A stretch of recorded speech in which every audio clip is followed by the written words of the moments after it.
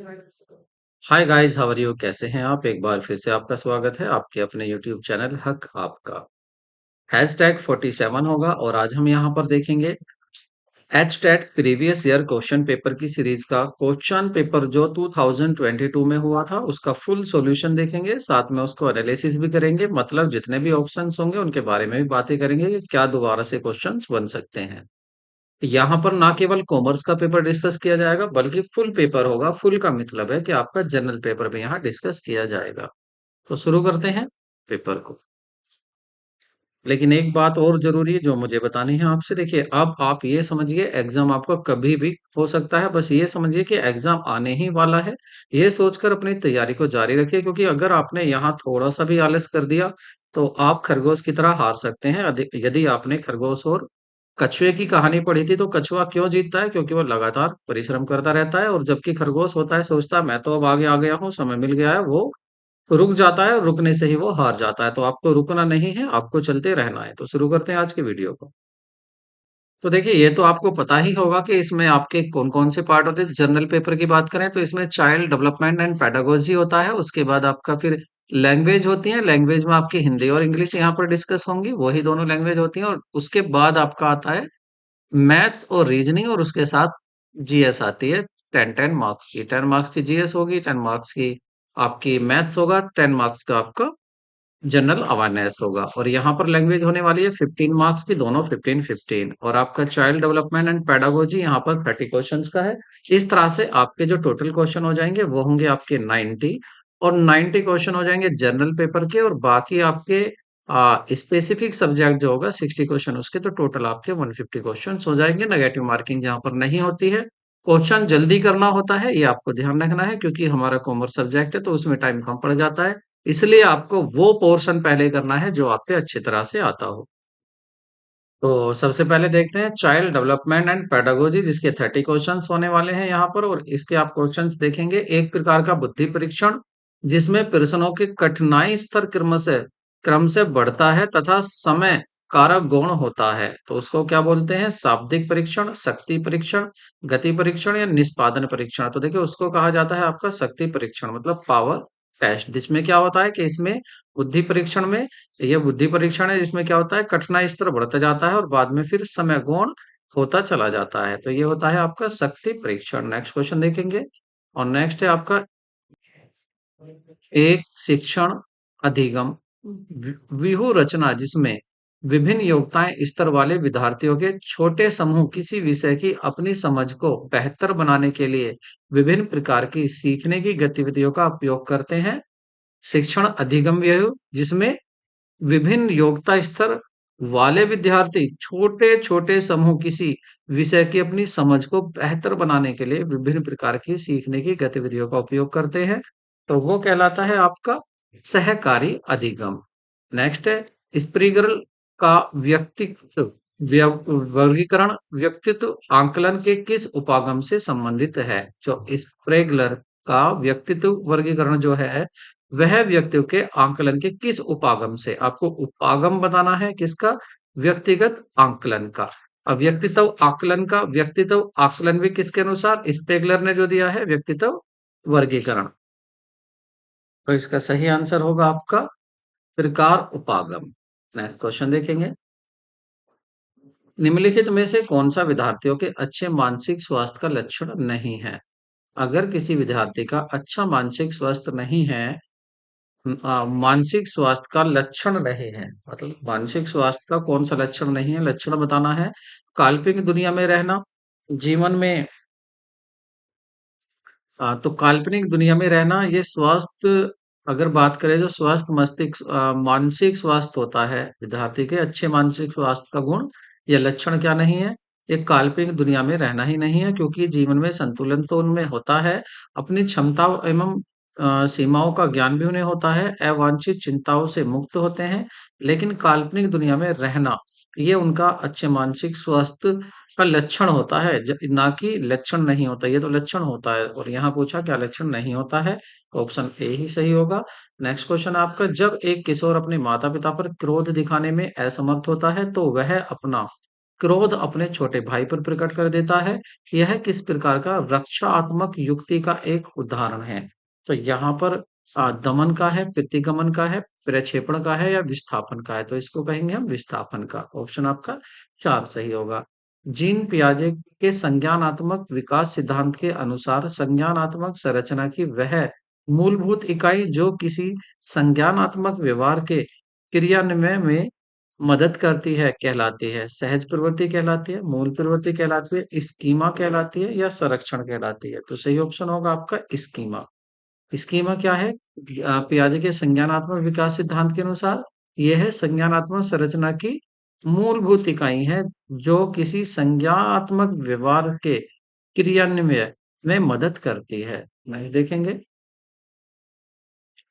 संवेगात्मक बुद्धि को 4 क्षेत्रों में संवेगों के साथ तर्क करने की क्षमता के रूप में परिभाषित किया जा सकता है। संवेग को देखने, इसे विचार में एकीकृत करने, इसे समझने और प्रतिबिंबित करने। संवेगात्मक बुद्धि की यह परिभाषा किसने दी है? तो क्या ये दी है आपकी मेयर एवं पीटर सलोवेन ने।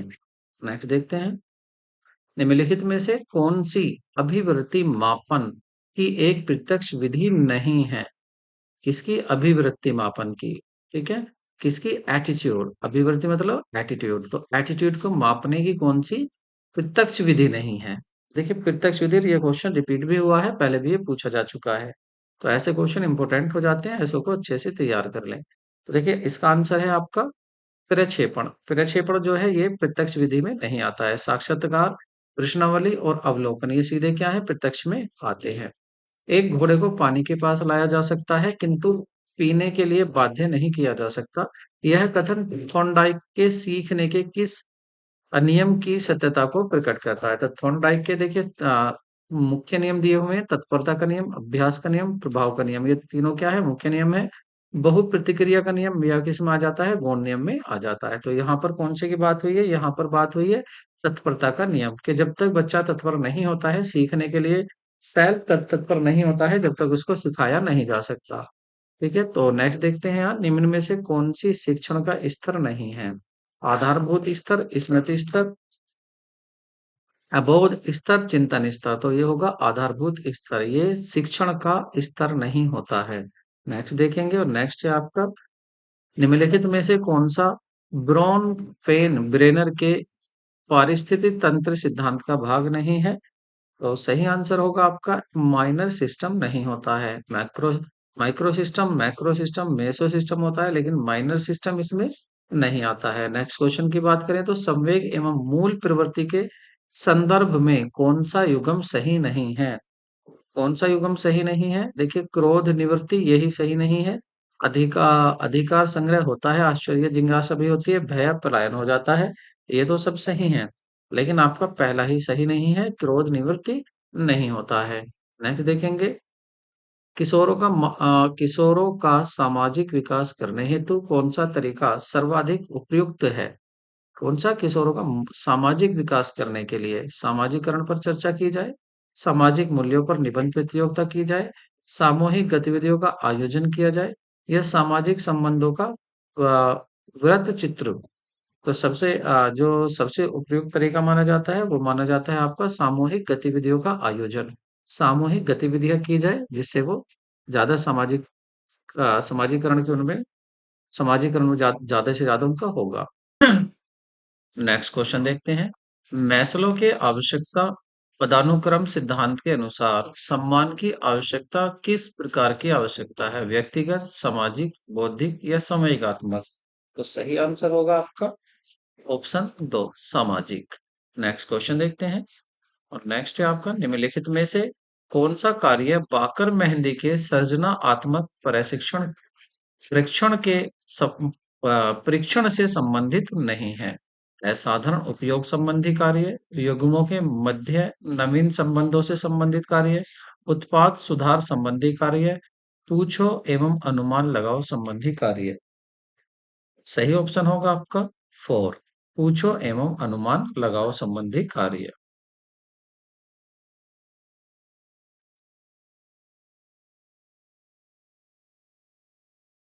नेक्स्ट देखेंगे, निम्नलिखित में से कौन सा कथन व्यक्तिक विभिन्नताओं के संदर्भ में सही नहीं है? कोई भी दो व्यक्ति पूर्णतः समान नहीं हो सकते। देखो ये तो बात इन्होंने बिल्कुल सही कही है। ठीक है, कोई भी दो व्यक्ति समान रूप से पूर्ण समान नहीं हो सकते। और दूसरा है आपका, व्यक्तिक विभिन्नताएं अलग-अलग क्षेत्रों से संबंधित हो सकती हैं, बिल्कुल हो सकती हैं। व्यक्तिक विभिन्नताएं विकास के विभिन्न आयामों को प्रभावित करती हैं, ये भी बात सही है। व्यक्तिक विभिन्नताएं केवल आनुवंशिकता के कारण उत्पन्न होती है, ये गलत है, ऐसा नहीं होता है। नेक्स्ट देखेंगे, और नेक्स्ट है, व्यक्तित्व अध्ययन की सील गुण विधि के जनक कौन कहे जाते हैं? तो ये इंपॉर्टेंट क्वेश्चन है, और ये कहे जाते हैं आल। सील गुण विधि के कौन है? आल्फोर्ड। नेक्स्ट देखेंगे, संप्रेषण कौशलों के निम्नलिखित युग्मों में से कौन सा सूचना प्राप्त करने हेतु सही है? सुनना और लिखना संप्रेषण कौशल। ठीक है, कम्युनिकेशन स्किल की बात हो रही है, तो कौन सा होगा? सुनना लिखना, बोलना पढ़ना, सुनना और पढ़ना। क्या होगा आपका यहाँ पर? सुनना और पढ़ना होगा, ये सही है।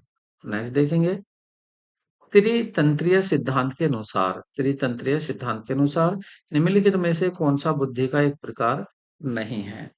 तो कौन सा नहीं होगा? विश्लेषणात्मक होती है बुद्धि, बिल्कुल होगी। सृजनात्मक होती है, होगी। और सैद्धांतिक नहीं होती है, व्यवहारिक होती है, बिल्कुल होती है, लेकिन सैद्धांतिक नहीं होती है। नेक्स्ट देखते हैं, कोलबर्ग के सिद्धांत अनुसार यह किस स्तर की नैतिकता के है? जब नैतिकता में स्वयं स्वीकृत नैतिक सिद्धांत सम्मिलित हो जाते हैं, तो ये होती है आपकी उत्तर रूढ़िगत।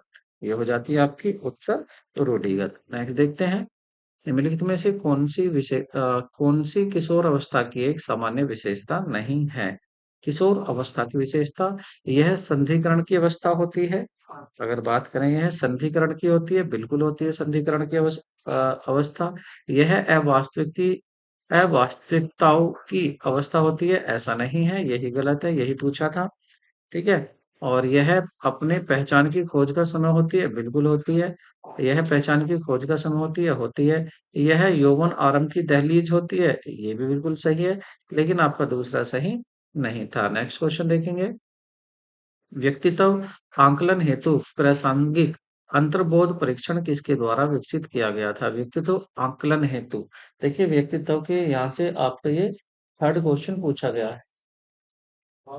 तो व्यक्तित्व से तीसरा क्वेश्चन है, इसको आप अच्छे से याद कर लें। व्यक्तित्व से काफी क्वेश्चन पूछे जा रहे हैं। तो यहाँ पर किसके द्वारा विकसित किया गया था? व्यक्तित्व आकलन हेतु प्रासंगिक अंतर्बोध परीक्षण। कौन सा? प्रासंगिक अंतर्बोध परीक्षण। तो ये किया गया था मर्रे एवं मार्गन के द्वारा। जब एक निश्चित संख्या में प्रतिक्रियाओं के बाद ही अधिगमकर्ता को पुनः वर्णन प्रदान किया जाता है, तो यह किस प्रकार का पुनर्वर्णन अनुसूची में आता है? वो type of reinforcement schedule is when reinforcement is provided to the learner only after a certain number of response। तो सही आंसर होगा आपका निश्चित अनुपात। ठीक है, नेक्स्ट देखते हैं, पियाजे के नैतिक विकास सिद्धांत अनुसार किशोर अवस्था है? पियाजे के नैतिक विकास के सिद्धांत अनुसार, सॉरी, तो नैतिक विकास सिद्धांत अनुसार किशोर अवस्था है, कौन सी होती है किशोर अवस्था? तो ये होती है सभ्यता नैतिकता की अवस्था होती है, स्टेज ऑफ ऑटोनोमस मोरलिटी की अवस्था होती है। नेक्स्ट क्वेश्चन देखेंगे, निम्नलिखित में से कौन सा कारक अधिगम को सकारात्मक रूप से प्रभावित करता है? अर्थहीन विषय वस्तु, परिपक्वता की कमी, अभिप्रेरणा की कमी, या सूचनात्मकता की कमी? तो सही आंसर होगा आपका सूचनात्मक प्रतिपुष्टि, मतलब इंफॉर्मेशनल फीडबैक। नेक्स्ट क्वेश्चन देखते हैं, और नेक्स्ट होगा आपका, रोहित प्रशंसा पाने हेतु दूसरों की सहायता करता है, यह एक उदाहरण है। प्रशंसा पाने हेतु सहायता करता है, तो यह किसका उदाहरण होगा? ये होगा बाह्य अभिप्रेरणा का। ठीक है, एक आ, एक 15 वर्ष के बालक की बुद्धि लब्धि क्या होगी जबकि उसकी मानसिक आयु 12 वर्ष है? तो उसकी मानसिक आयु कितनी है? मानसिक आयु कितनी है उसकी? 12 वर्ष है। तो यहाँ पर आंसर वैसे इसमें क्या होना चाहिए? देखिए यहाँ पर क्या लिखते हैं हम? लिखते हैं M A upon C A current आयु इंटू 100 लिखा जाता है। अब आप यहाँ पर देखिए, यह मानसिक आयु तो दी है आपको 12, ठीक है, और सी ए करंट मानसिक आयु 12 है उसकी, और 15, अच्छा ये है आपकी 15 वर्ष के बालक की बुद्धि में करंट है उसकी 15, तो क्या आ जाएगा आपका, 5 से डिवाइड करते हैं, 5 थ्री जा, और 5 से यहाँ डिवाइड करोगे तो ये आ जाएगा 20, 5 से इसको डिवाइड करोगे 4 आ जाएगा, और 4 की इसमें आप मल्टीप्लाई करेंगे तो ये आ जाएगा आपका 80। क्या आ जाएगा, ये आपका 80 आ जाएगा, तो 80 आपका आंसर सही होगा, क्योंकि क्या होता है ये एम में, मतलब मानसिक आयु अपॉन करंट आयु, ठीक है, इंटू 100 होता है, ये फॉर्मूला आपको याद रखना है। नेक्स्ट क्वेश्चन देखते हैं। एक शिक्षक के रूप में आप विद्यार्थियों की सृजनात्मकता का विकास करने हेतु निम्नलिखित में से कौन सा कार्य नहीं करेंगे? कौन सा कार्य नहीं करेंगे? मौलिकता को प्रोत्साहन, भय को दूर करना, प्रतिक्रिया की स्वतंत्रता, अपसारी चिंतन का परिहार। सही ऑप्शन होगा आपका अपसारी चिंतन का परिहार, अपसारी चिंतन का परिहार। नेक्स्ट क्वेश्चन देखते हैं। विकास जो केंद्र से परिधि की ओर बढ़ता है कहलाता है सेफलिक मॉडल, प्रॉक्सी, मॉडिस्टल, सर्पियल, वृत्तीय। तो वो होता है आपका ऑप्शन बी सही होगा, टू सही होगा, प्रॉक्सी, प्रोक्सी, मोडिस्ट्रल। नेक्स्ट क्वेश्चन देखते हैं। भूख एवं प्यास, भूख एवं प्यास किस प्रकार का अभिप्रेरक है? बाह्य, आंतरिक, अर्जित, आंतरिक या सामाजिक? तो सही आंसर होगा आपका आंतरिक। तो यहाँ पर हमारा कंप्लीट हो जाता है आपका। अब यहाँ से हमें क्या देखना है, यहाँ से हमें लेना है अपना नेक्स्ट लैंग्वेज देखेंगे, और लैंग्वेज में आपकी हिंदी इंग्लिश दोनों होंगी। इसमें सबसे पहले देखते हैं आ इंग्लिश, हिंदी को देखते हैं। तो हिंदी में देखते हैं, पर्यायवाची की दृष्टि से असंगत विकल्प चुनिए। अगर पर्यायवाची की असंगत देखें तो देखिए यहाँ पर पहला दिया हुआ है गधा, तो गधे को क्या कहा जाता है, लम वर्णक या वैशाख नंदन, गर्दभ, तीनों ही सही है।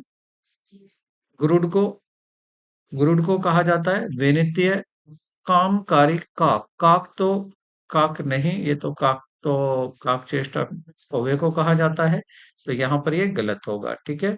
बाकी सभी क्या है, सही है। नेक्स्ट देखते हैं। किस विकल्प में निजवाचक सर्वनाम का प्रयोग हुआ है? देखिए ये क्वेश्चन आपका रिपीट हुआ है पिछले साल, इससे पिछले साल भी था वो। तो देखिए हम अपना काम स्वयं करेंगे, तो देखिए यहाँ जो स्वयं आया हुआ है, स्वयं जो होता है ये क्या होता है, निजवाचक में आता है, तो ऑप्शन आपका पहला ही सही होगा। नेक्स्ट देखते हैं। नंदा चुपके से चली गई वाक्य में किस प्रकार की क्रिया विश्लेषण है? तो देखो चली गई मतलब क्रिया विशेषण होता है जो क्रिया की विशेषता बताता हो, तो यहाँ पर क्रिया क्या है, चली जाना। तो चली जाना, तो चली गई कैसे, चुपके से, तो चुपके से क्या है वर्ड, यह है क्रिया विशेषण। अब यहाँ पर ये कालवाचक है, रीतिवाचक है, परिणामवाचक है, या स्थानवाचक है? तो सही ऑप्शन होगा आपका रीतिवाचक। ये क्या है आपके यहाँ पर, रीतिवाचक है। नेक्स्ट क्वेश्चन देखते हैं, और नेक्स्ट है आपका 34। समश्रुत भिन्नार्थ शब्दों का अर्थ भेद की दृष्टि से बेमाल बेमेल विकल्प है। तो बेमेल विकल्प आपको बताना है।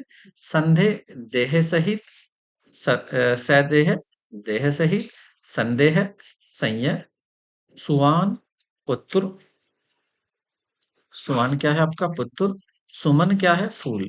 सही है ये भी, बेमेल बताना है जो अलग है।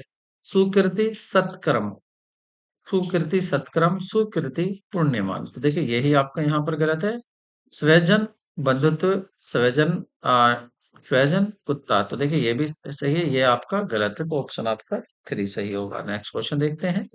उसने मुझे सदैव धोखा दिया वाक्य में प्रयुक्त धोखा शब्द कौन सी संज्ञा का उदाहरण है? तो धोखा क्या समुदायक वाचक है, जातिवाचक है, भाववाचक है, या व्यक्तिवाचक है? तो सही ऑप्शन होगा भावात्मक, क्योंकि इसको हम ना देख सकते हैं, ये क्या है, भाव है एक बस। धोखा, अच्छाई, बुराई, ये सब क्या होते हैं, भावात्मक होते हैं।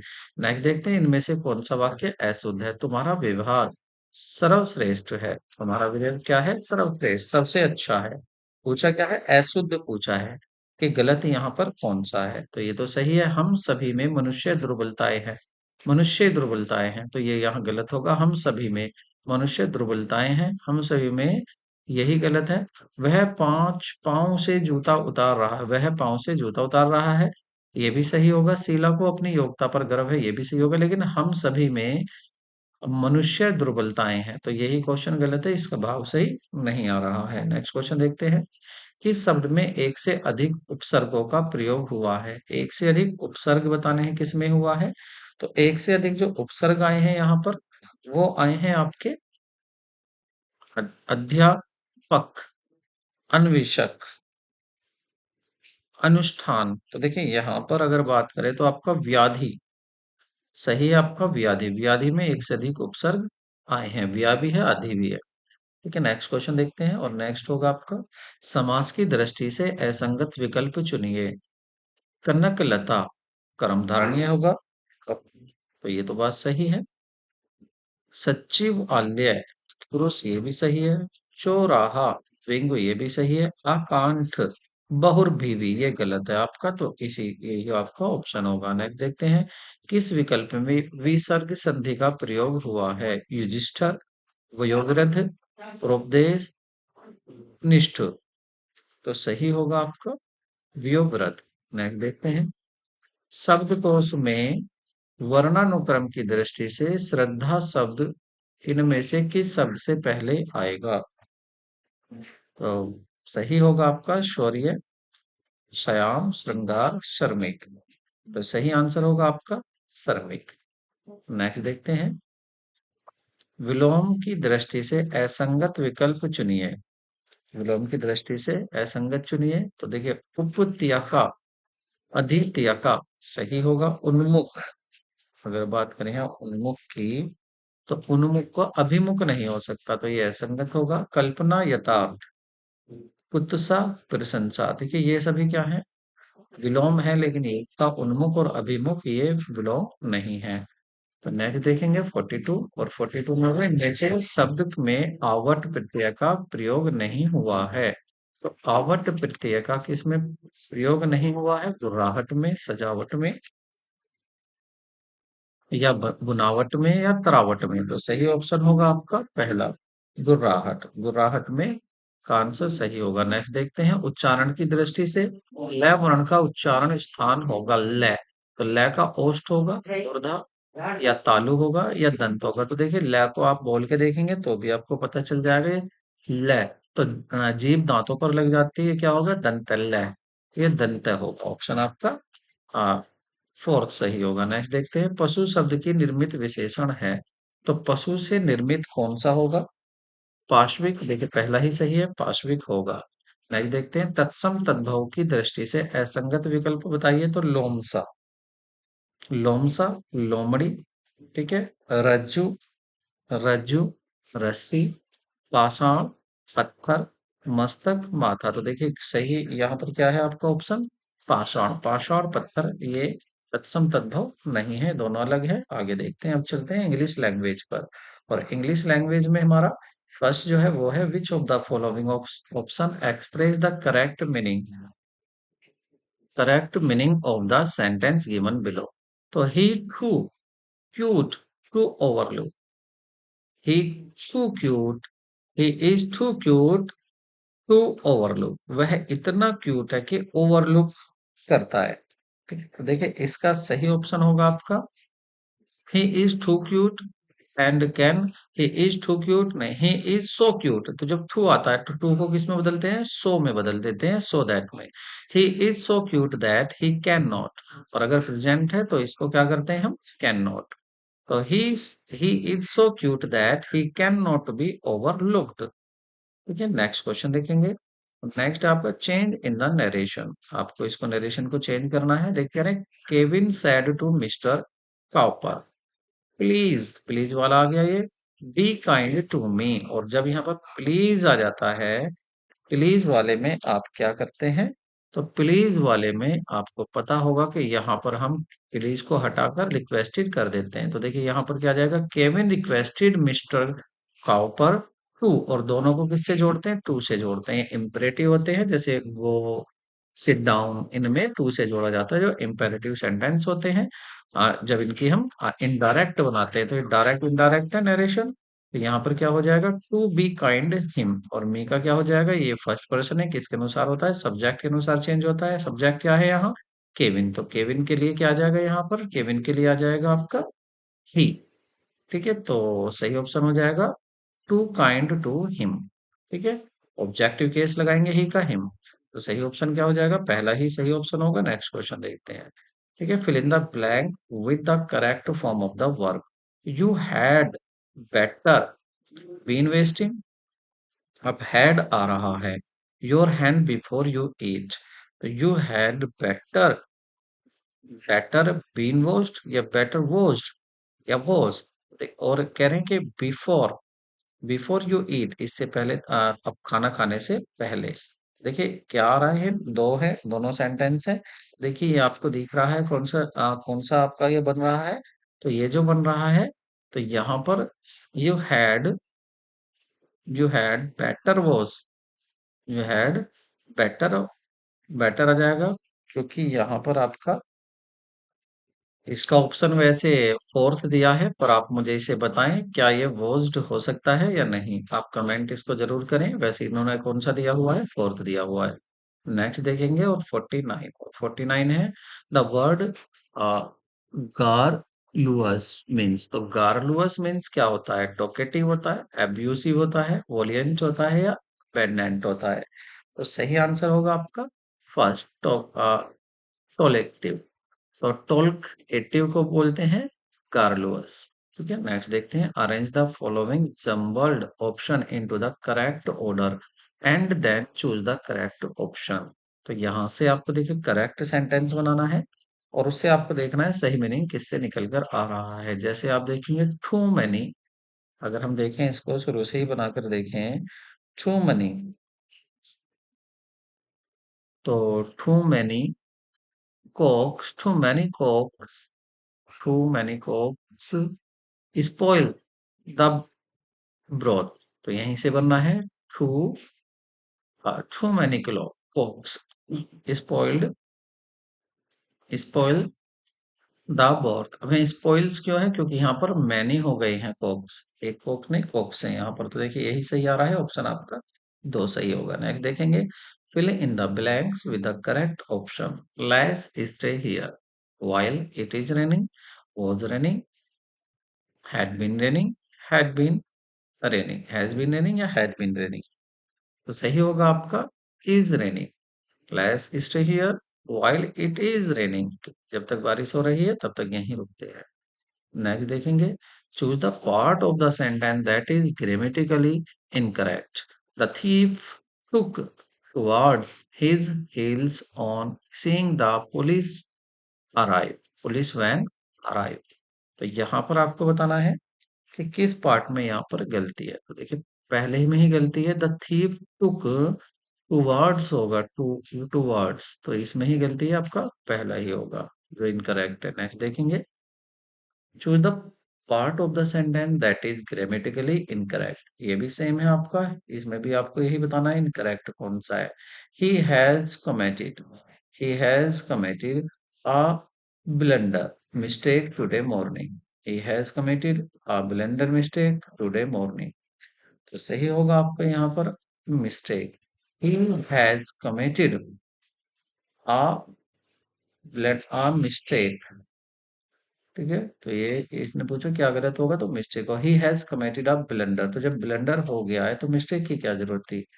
ठीक है, तो यही ऑप्शन आपका थ्री ही सही होगा। नेक्स्ट देखते हैं, fill in the blank with the correct form of the verb. Neither, neither you nor she, neither you nor she have made this mistake, या हैज मिस्टेक, तो देखिए जब नाइदर आइदर होता है तो इसको हम सिंगुलर में ही काउंट करते हैं, तो हैज आएगा। ठीक है, has made this mistake. Next देखेंगे, fill in the blanks with the correct modal auxiliary. Passenger should not walk across the railway line, can, need, must, तो जो करेक्ट ऑप्शन आ रहा है वो आएगा आपका must. Passenger must not walk across the railway line. ठीक है, क्योंकि प्रोहिबिशन की बात आ रही है, मना करने की बात आ रही है। नेक्स्ट देखेंगे, choose the correct passive of the given sentence. Did he kill a lion, did he kill a lion, तो इसका आपको क्या बनाना है, पैसिव बनाना है। तो उसने एक लॉयन को मारा, तो आप बनाएंगे क्या एक लॉयन उसके द्वारा मारा गया, और ये हो जाएगा पास्ट इंडेफिनिट है, तो यहाँ पर लॉयन के लिए वोज आप शुरू में लिखेंगे। तो वोज तो सबसे पहले इन दोनों में से ही होने वाला है कोई सा, पहला तो यही पहचान होगी कि दोनों में से कोई सा ही होने वाला है। और उसके बाद वो उसके बाद आपका क्या ऑब्जेक्ट बन जाएगा, सब्जेक्ट बन जाएगा आलोयन। तो आलोयन कौन से में आ रहा है, दोनों में आ रहा है, वर्ब भी दोनों में, किल्ड भी है। और बाय, बाय यू या बाय हिम, तो बात हो रही है यहाँ पर ही, तो ही का क्या हो जाएगा, हिम, तो इसका मतलब स्टार्ट होगा। देखा कहाँ पर चेंज हुआ, बस यहाँ यू और हिम में चेंज हुआ है, तो ऑप्शन आपका करेक्ट फ्री होगा। नेक्स्ट क्वेश्चन देखेंगे, नेक्स्ट का मतलब अब देखेंगे हम 57, और 57 में है fill in the blank, fill in the blank with the correct option. Mr. Sudhir Soni is an RAS officer, a RAS officer। तो यहाँ पर देखिए, आप ये देखिए कि यहाँ जो साउंड आ रही है RAS, आर, ए की आवाज आ रही है, तो यहाँ पर वोवल्स की जब यूज करते हैं आप, तो वोवल्स में आप ये ना देखें कि ए ई आई ओ यू देखें, वोवल्स में हमेशा आप साउंड देखें, तो साउंड आ रही है ए आ ई की, तो यहाँ पर आ की आ रही है, तो इसलिए एन आ जाएगा। ठीक है, नेक्स्ट क्वेश्चन देखते हैं, और नेक्स्ट होगा आपका fill in the blanks with the correct option that complete the idiom. ये ईडियम है, किसको कंप्लीट करना है, a rolling stone, rolling stone होता है gathers no moss, gather no moss. Next question देखेंगे, fill in the blanks with the correct option. When Monisha reached the bus stand, the bus was already left, had already left, या ready already left, या has been already left। देखिए आप यहाँ पर देखेंगे, तो यहाँ पर आपको दिख रहा है कि ये क्या है, आपका रिज पास्ट परफेक्ट की बात हो रही है। पास्ट परफेक्ट में जब ये आपका थर्ड फॉर्म होता है, तो दूसरा आपका सेकंड उसमें बनता है पास्ट परफेक्ट में। तो ये सेकंड फॉर्म में है, तो आपका दूसरा क्या हो जाएगा, पास्ट परफेक्ट में, और ये आ रहा है आपका हैड ऑलरेडी, यहाँ पर आ रहा है। नेक्स्ट क्वेश्चन देखते हैं, सो नेक्स्ट है आपका, which of the following sentence is correct option, express present the perfect continuous tense. तो आपको देखना है प्रेजेंट परफेक्ट कंटिन्यूअस कौन सा सही बता रहा है। तो देखिए पहली बात तो आपको ये होगा कि प्रेजेंट परफेक्ट, अच्छा पिछले पेपर को और इसको देखे तो कहीं ना कहीं आपको ये एक दो मार्क्स तो आपके टेंस में ही दे रहा है, आपको टेंस करेक्टली आने चाहिए। तो यहाँ पर देखेंगे, तो देखिए इसने कहा है कि बताइए present perfect continuous, present perfect continuous तो हैज हैव बीन आ जाता है, ठीक है, और फिर इसमें सिंस फॉर भी आता है, तो सही कौन सा होगा आपका, देखिए हैज हैव बीन यहाँ भी आ रहा है हैज बीन, और 2 o'clock, 4 2 o'clock, तो ये 4 गलत हो गया, सिंस होना था। Mr Mehta has been working since 2 o'clock, तो ये सिंस भी सही आ गया, इन द मॉर्निंग, तो ये यहाँ पर दूसरा ही सही आ रहा है। नेक्स्ट क्वेश्चन देखते हैं, अब है आपका सामान्य अध्ययन, क्योंकि 60 क्वेश्चन कंप्लीट हो गए हैं। तो यहाँ पर जो पार्ट थर्ड होगा ये होगा जनरल स्टडीज का, और इसमें आपको ये है आपका रीजनिंग का। सूर्योदय के समय एक्स तथा वाई दोनों एक दूसरे की तरफ मुंह करके खड़े हुए हैं। वाई की परछाई एक्स की दाईं ओर पड़ रही है, एक दूसरे की तरफ मुंह करके खड़े हुए हैं। और हो रहा क्या है कि जो एक्स वाई की परछाई एक्स के दाईं ओर पड़ रही है, तो वाई का मुंह किस दिशा में होगा। तो यहाँ पर जो सही होगा इसका पहला ही होगा उत्तर में। अब आप लगा के देखेंगे एक दूसरे के, एक उत्तर में आप लगा के देखेंगे तो बिल्कुल सही आएगा। ऐसा क्वेश्चन किससे करना है, आपको ऑप्शन से करना है। नेक्स्ट क्वेश्चन देखेंगे, नेक्स्ट है आपका, एक नाव किसी निश्चित दूरी को धारा की दिशा में 3 घंटे में जबकि वापसी में 4.5 घंटे में तय करती है। यदि धारा की चाल 3 किलोमीटर प्रति घंटा है, तो शांत जल में नाव की चाल क्या होगी। तो नाव की चाल शांत जल में x किलोमीटर होगी। अब आप देखिए 3 घंटे में तो वापसी, धारा की दिशा में 3 घंटे में, और जबकि वापसी में 4.5 घंटे में दूरी को तय कर रही है, ठीक है। और यहाँ पर धारा की चाल क्या है, 3 किलोमीटर प्रति घंटा है। तो आपको पता है जिस दिशा में धारा बह रही है अगर उसी दिशा में नाव जाती है तो नाव की और धारा की चाल ऐड हो जाती है। तो आप देखेंगे धारा की चाल 3 किलोमीटर प्रति घंटा और नाव की एक्स, तो चाल क्या हो जाएगी? चाल हो जाएगी 3 + x। ठीक है, ये तो हो जाएगी धारा की दिशा में। और अगर धारा बह रही है इधर को और नाव जा रही है दूसरी तरफ इधर को, तो उसकी चाल क्या हो जाती है? कम हो जाती है। तो फिर चाल क्या हो जाएगी? चाल हो जाएगी आपकी 3 - x। ठीक है, ये चाल हो जाएगी। अब देखिए दूरी तो बराबर है ना, दोनों में समय तो अलग लगा है, तो दूरी तो बराबर है। अगर एक नाव यहां से यहां तक जाती है तो ये दूरी तो बराबर ही रहेगी। तो इसका मतलब आप दूरी का फॉर्मूला लगाएंगे, और दूरी का फॉर्मूला क्या होता है? चाल गुणा समय। क्या होता है? चाल गुणा समय। तो देखिए इधर तो हो गया आपका समय और गुणा चाल। तो चाल क्या है आपकी? 3 + x। ठीक है, ये हो गया आपका 3 + x। अब इसमें आपको क्या करना है? तो इसके बराबर ये आ गई आपकी चाल गुणा दूरी, सॉरी चाल गुणा समय, ये आ गई दूरी। और इसी तरह से इधर आ जाएगी चाल गुणा समय। तो 4.5 और इधर आ जाएगा आपका 3 - x। ठीक है, अब इसकी मल्टीप्लाई कर लेते हैं, तो 3 3 जा 9 हो जाएगा और प्लस 3x बराबर क्या हो जाएगा? 3x इजिकल टू, अगर यहाँ पर मल्टीप्लाई करेंगे तो 3 5 जा 15, 15 का 5 हो जाएगा और 1 आप कैरी कर लेंगे यहाँ पर, और 3 4 जा 12, और यहाँ पर क्या आ जाएगा? 3 5 जा 15, 1 और 1 हो जाएगा कैरी, और 3 4 जा 12 और 1 13। तो ये हो जाएगा आपका 135 एक के बाद, तो ये 13.5 हो जाएगा। और जब इसकी मल्टीप्लाई आप करेंगे एक्स में, तो ये आ जाएगा आपका 4.5x। अब क्या होने वाला है यहाँ पर? देखिए 3x और इधर है -4.5, तो उधर जाकर ये ऐड हो जाएगा। तो ये हो जाएगा 7.5, 7.5x, और इधर माइनस करेंगे तो 13 में से आपके 9 कम हो जाएंगे, तो ये बच जाएगा आपका 4.5। ठीक है, दोनों को पॉइंट से पॉइंट हटा लेंगे, और यहाँ पर एक्स की वैल्यू क्या आ जाएगी? एक्स की वैल्यू आ जाएगी 45/75। देखिए गाइज यहाँ पर थोड़ी सी मिस्टेक हो गई है, इसको एक बार दोबारा देख लेते हैं। मिस्टेक मैं बता देता हूँ क्या है। देखिए यहाँ पर जो धारा कम करती है वो नाव की चाल को कम करती है, तो वो तो बात सब सही थी। लेकिन थोड़ा सा वो हो गया कि देखिए आपकी ये जो चाल होगी ये क्या होगी? चाल में ये है कि देखिए ऐड में तो कोई डिफरेंस नहीं है, लेकिन यहाँ पर जो नाव की चाल है, तो धारा क्या करती है? नाव की चाल को कम कर देती है। अब नाव की चाल क्या है? यहाँ पर एक्स है, x - 3 होगा, ना कि 3 - x होगा। तो ये होगा x - 3। तो इसी में थोड़ा सा ये हो जाएगा, नाव की चाल क्या है? x, तो ये हो जाएगा x - 3। ठीक है, इससे कोई फर्क नहीं पड़ने वाला। वैसे इसको भी सही क्या लिखोगे आप? सही लिखोगे आप x + 3। तो दो स्पीड हो गई आपकी। अब देखिए, तो पहला क्या है? 3 घंटे में कह रहे निश्चित दूरी को दिशा में ना, किसी निश्चित दूरी को धारा की दिशा में 3 घंटे में, तो ये ऐड वाला जाएगा जैसे मैं पहले कर रहा था, बिल्कुल ऐसे ही करेंगे। तो ये आ जाएगा आपका घंटे मतलब समय इनटू ये आपका स्पीड आ जाएगा x + 3, और इजिकल टू दोनों ही डिस्टेंस तो बराबर रहनी है।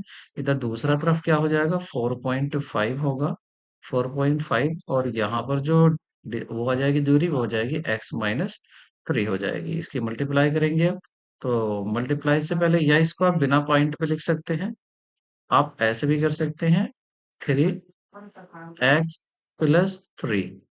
ठीक है, ये हो जाएगा x + 3। और यहाँ पर क्या हो सकता है? इसको लिख सकते हैं हम 45 अपॉन, एक डेसिमल हटाकर इसको क्या कर सकते हैं? हम 10 भी कर सकते हैं, x - 3। इस तरह से 10 भी कर सकते हैं, और भी छोटा, तो और छोटा करेंगे तो इसको क्या आ सकता है आपका? 3x + 3, और इधर हो जाएगा आपका 5 से 5 9 जा और 5 2 जा, और इधर हो जाएगा x - 3। इस 2 की मल्टीप्लाई यहाँ 3 में कर देंगे, तो ये क्या हो जाएगा आपका 6, और यहाँ पर मल्टीप्लाई होगी तो ये हो जाएगा 6x। 6 की यहाँ करोगे तो 6 3 जा 18।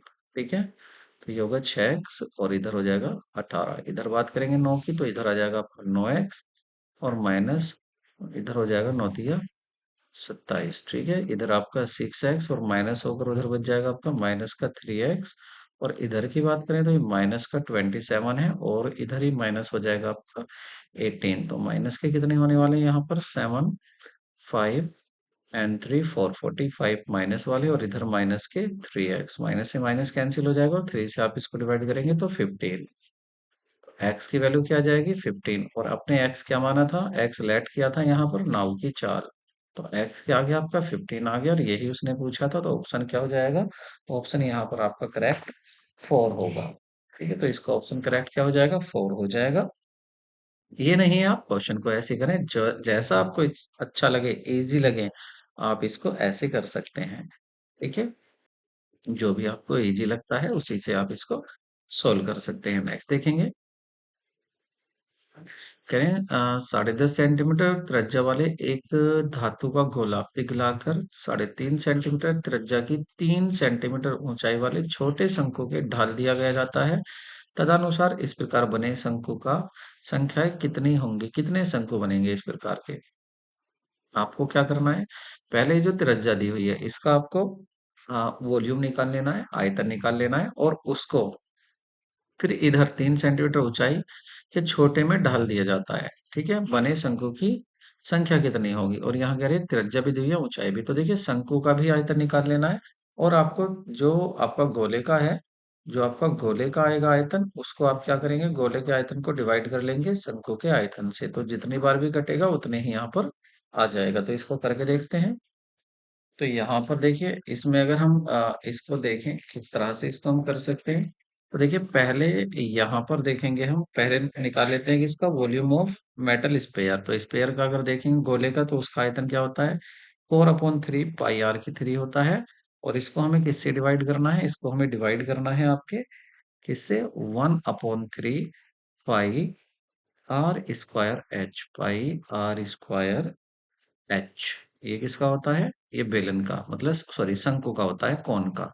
तो दोनों को लिख लेते हैं यहाँ पर, इनकी वैल्यू 4/3 इंटू पाई, पाई से तो पाई कट हो ही जाएगा, और आर की वैल्यू कितनी है आपकी 10.5 सेंटीमीटर। ठीक है, 10.5 सेंटीमीटर की पावर 3 अपॉन क्या कर लेंगे यहाँ, 1/3 पाई, और यहाँ पर आर क्या है आपका 3, ऊंचाई 3.5, ये है आपका 3.5 इंटू 3 पॉइंट, इसका मतलब स्क्वायर, और इंटू एच, एच कितना है यहाँ पर आपका, एच है आपका 3, तो देखिए पाई से तो पाई कट हो जाएगा।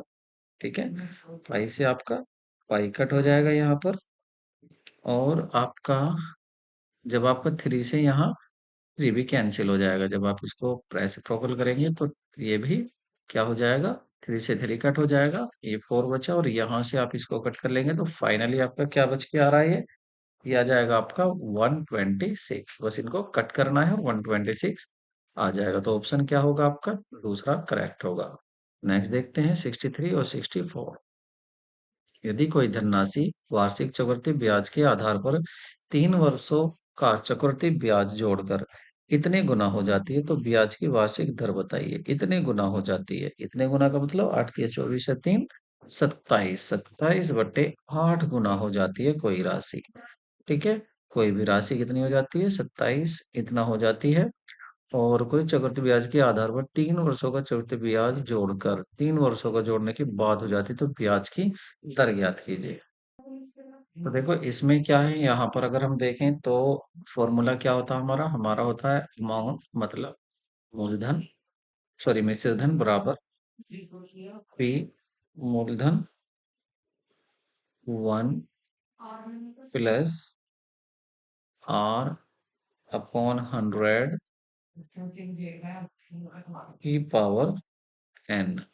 ठीक है, तो यहाँ पर ए की अगर वैल्यू देखें तो ए की वैल्यू क्या होगी, 27/8 पी इजिकल टू, ठीक है, और इधर क्या है, पी है, और इधर 1 प्लस आर पता नहीं, आर तो हमें याद करना है, अपॉन 100, और पावर क्या है, 3 वर्ष है तो 3 आ जाएगा यहाँ पर। अब देखिए पी से तो पी कट ही हो जाएगा, पी से तो पी आपका यहाँ कट ही हो जाएगा, फिर बचेगा क्या, देखिए इधर बच रहा है आपका 27/8, इधर क्या बच रहा है, 1 प्लस आर अपॉन 100 की पावर 3।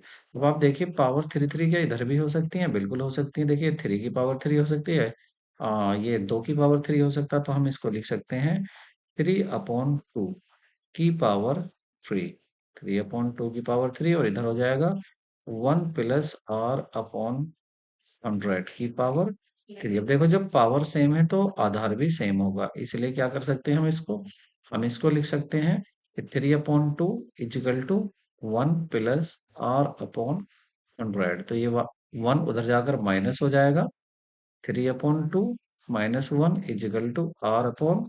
r/100। ठीक है, तो ये हो जाएगा आपका 2 में से 1 जाएगा तो 1, 3 2 एकम 2, एक कम होगा, 3 में से 2 कम होगा, एक, एक 2, आधा बचा इधर r/100।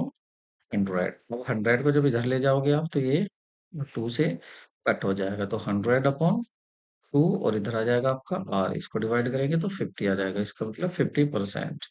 तो आंसर क्या होगा आपका करेक्ट? 50%। ठीक है, 4 आ जाएगा। और नेक्स्ट देखते हैं। 1865 लोगों में से 660 अंग्रेजी बोल सकते हैं। 1865 लोगों में से 660 तो अंग्रेजी बोल सकते हैं और 1305 हिंदी बोल सकते हैं, लेकिन 120 दोनों में से कोई भी भाषा नहीं बोल सकते। दोनों में से बोल सकते नहीं, नहीं बोल सकते हैं, तो वो बताइए कितने लोग दोनों भाषा बोल सकते हैं। तो देखो सबसे पहले आपको क्या करना है, जो यहाँ टोटल नंबर दिया हुआ है, टोटल पीपल कितने हैं, टोटल पीपल, तो टोटल पीपल है कितने हमारे 1865। अब इस 1865 में से number of people speak English 660। जब 660 बोल सकते हैं और हिंदी बोल सकते हैं 1305। ठीक है, तो इसका मतलब ये, और दूसरा क्या है कि जो दोनों ही नहीं बोल सकते वो है 120। इसका मतलब ऐसे लोग जो दोनों लैंग्वेज बोल सकते हैं वो कितने होंगे।